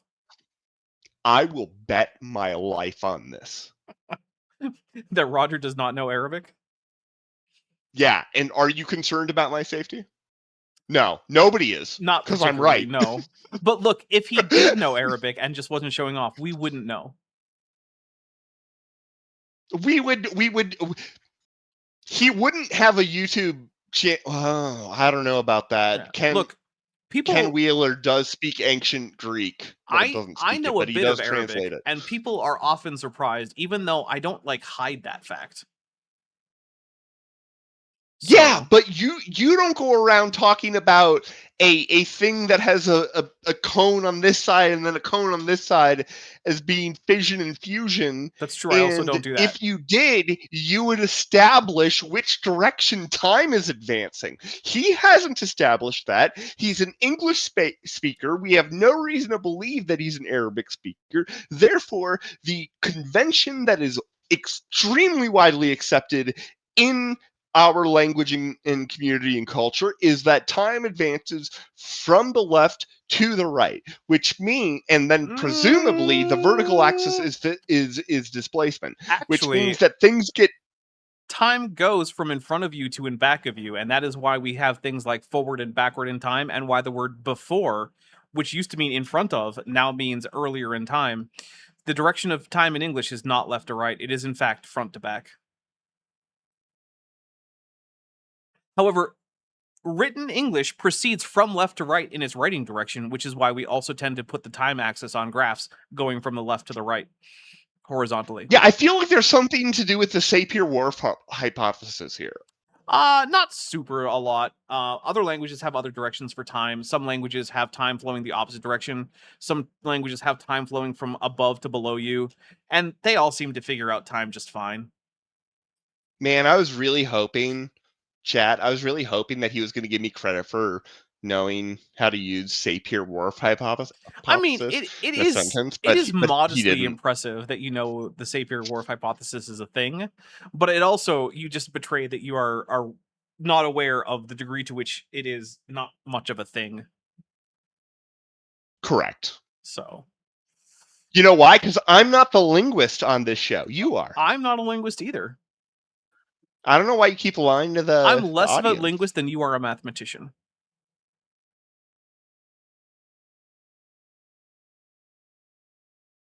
I didn't realize I was an amazing mathematician. That's awesome. I'm not saying you are, but you do have a degree in math, which is more than I have in linguistics.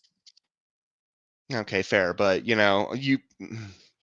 let's stop jacking each other off.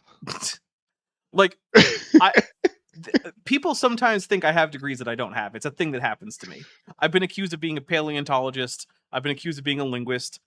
I could probably find I have never accused you of having degrees you don't have. That's fair. It is possible. It is possible to do something and contribute and not have degrees in a field, right? True. I feel like how many fields has Landon Knoll contributed to? How many fields does he have a formal degree in? Way more than he has degrees in. Exactly. Right. That's fair. Right? That's fair. All right, we're going to hit play, and we're going to get a little bit more in, and we're probably going to wrap up pretty soon. Yep. The black backed off called sterile muons. I don't think there's such a thing as a sterile muon. That doesn't make any sense to me, because If it's sterile, that means it almost never interacts with anything, which would mean that it would have to be electrically neutral. But muons have an electrical charge. Correct. So they Yeah. interact. No. So I'm sterile take a is drink. used in the context of neutrinos, and Mhm. sterile means that they only interact via the weak force. Right. They do not interact via the electromagnetic force. Muons are negatively charged particles. Which means They they are have heavier. to interact. Exactly. Yeah. It's either a different definition of sterile, and I have checked on this. I have for this exact reason, because he in particular uses this word. I have researched the use of this word in physics, in the literature, and it is almost always accompanied with, before the word, you have sterile and then you have neutrino. Yeah. Basically, in 99.9% of cases, those two words come together. And in the rest of the cases, it just happens to be that they are referring to pretty much that same thing without having to put those two words together. Right. Like they might say sterile field instead. So to a large extent, sterile muon is a contradiction in terms. You can't be a muon and be a sterile particle, because correct. If you're a muon, you're a negatively charged, which means you interact with the electromagnetic force, because that's what that's one of the things it means to have an electromagnetic charge, is that you interact with that force. Yeah, sterile muons are the Mary Bachelors of particle physics. Right. Okay. For $5, Lieutenant Math Navigator says Kent Hovind has greatly contributed to bullshit studies. That's true. Yet he has no degrees in agriculture or animal husbandry. That's true. And also, he seems to be pretty bad at animal husbandry. Remember that time that he thought a snake escaped? And so his response to that was to simply grab a random snake from the ground that turned out to be an eastern diamondback rattlesnake, and then it bit him? Because that's a thing that happens. No! It is. What? Yep. I didn't know that. You didn't know that? That was not that long ago. No! It was only a few years ago. He thought a snake had escaped from his reptile room, and then he saw a little snake slithering around on the ground, so he just grabbed it, and it was a rattlesnake, and it bit him. He didn't know what animals he had in his reptile room? Apparently not. And my guess is that the snake that was in the reptile room was some kind of non-venomous colubrid, because those are the most common non-venomous snakes in North America. And instead, he saw a viper slithering on the ground, and he was like, it's the same deal. Let me pick it up. What happened? He killed the snake, he tased himself, and then he went to the hospital. He tased what? Kent Hovind believes that tasers can help negate snake venom. Okay. There is no evidence for this, by the way, but he believes it. No, that's fine. Is there evidence for him is there a video of him tasing himself? I got this from, I believe, his secretary when I called. Because I had heard the rumor about this, and I didn't want to spread him misinformation, so I called his number and got his secretary, and I talked to her about this. Okay, so I know you don't like AI, but I kind of want to ask AI to make an animation of Kent Hovind picking up a viper that he thought was a snake that he had indoors, getting bitten by it, and then, in his infinite wisdom, tasing himself. Yeah. I understand your inclination. Lieutenant Math Navigator for $2 says he also sucks at general husbandry. That's also true. As a domestic, as a convicted domestic abuser. Yeah. Convicted. Yeah. And he apparently did spend time in jail for that. Yep. Also for the tax fraud, but honestly, yeah, if I had to choose between one of them, I would rather he would be a tax fraud fraudster than like the amount of tax fraud he committed is negligible in terms of like the actual budget of the United States of America versus the actual real harm that he caused to Cindy Lincoln. Yeah, that she had to seek out medical treatment for. So like, which it infuriates me that the tax fraud got him more years in prison than the beating of his wife. Well, in the eyes of the law, his girlfriend, but it doesn't matter. Still a domestic violence charge. Yeah, right. Yeah, because he was trigamist. I don't know if that's a word. So no, because he never actually formally married anyone. He was just Oh, Yeah, okay. he was just sleeping with people who weren't formally married to him. But also, I don't think that the government should be the one who defines your relationships. So like that part doesn't really Fair. bother me. That's Like fair. I don't really Yeah. care. Like whatever. Sure, you can't get like on each other's life That's fair. insurance Yeah. or health insurance. I mean, like who cares? Whatever. I'm gonna hit play. The white went through called electron showers. Okay, so the photon breaks into sterile muons, which are negatively charged on one side, and then electron showers on the other side, which are also negatively charged. Which means that You're seeing the problem. Roger thinks that charge is not a conserved property, but it is. It is a conserved property. If you produce negatively charged particles on one side with neutrally charged particles, you have to produce positively charged particles on the other side in order to conserve charge, because charge is a conserved Well, certainly property. not with that attitude. You know what? Right. You know what? That's right. I have not just had the gung-ho attitude of saying, what if I don't preserve charge? What if charge isn't a conserved number? What if I just don't conserve it? Right. You know? Exactly. I never thought about what about attitude-based physics? What if I just was more positive and therefore I can produce like positrons and no electrons?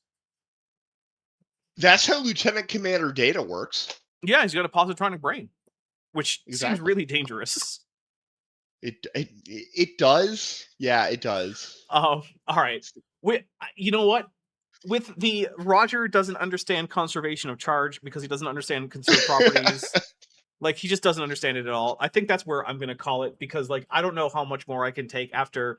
What if just a whole bunch of new negative charge just pops into existence with no positive charge to balance it out? Because you know what? Conservation laws, those are for chumps. Yep. With that, I think that's where I'm going to end that, because like that broke me a little bit on the inside. Yeah. Because he doesn't respect Noether's theorem. No. Conserved properties are a big thing in physics, right? Like that's pretty important. It's yeah, I mean, really important actually. Yeah, like conserved properties would be on my top 5 list of like most important single concepts. Yeah. Probably top 3. I don't, right?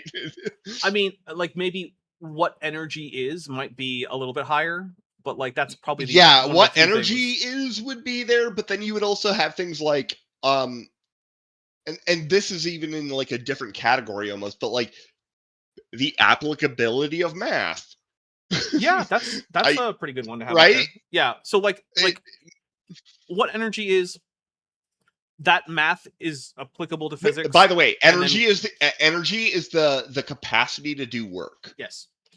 And then that is what energy is. That there is such a thing as conserved properties, and what that means would probably be like those are probably the top 3 things that I would think are the most important things to understand to do physics.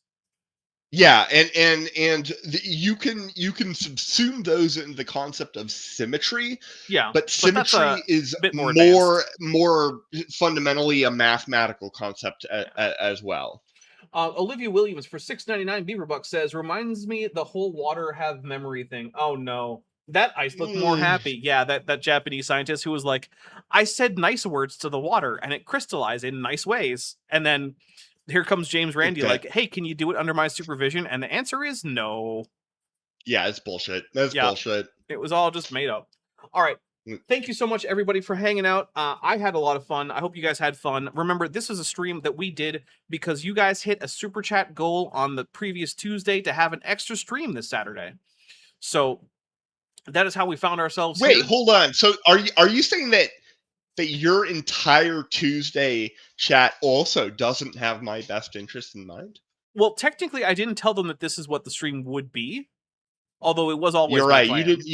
You okay, fair, but you didn't even ask me until Wednesday, so yeah. Well, I would have had a different stream if you didn't agree. Yeah. Like it's not like I can't do a stream without you. I do most of my streams without you. I would assume not. I was never implying that. I want to be clear. Fair enough. All right. So once again, I hope everyone has a wonderful rest of your weekend. Stay safe out there. And the final thing I have for y'all is that ice must be abolished.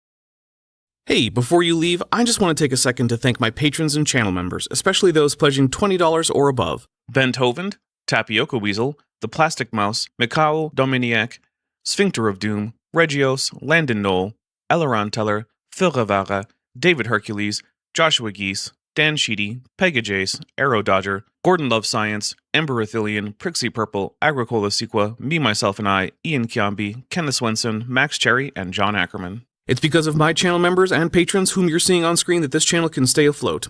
Without you, it would all shut down. If you want to join the team, there's a link to join the channel below this video, and there's a link to join the Patreon in the description. On the Patreon, you can get a 15% discount for pledging annually, and either way, you get early access to virtually all of my scripted videos months before they come out for the general public. Thanks for watching.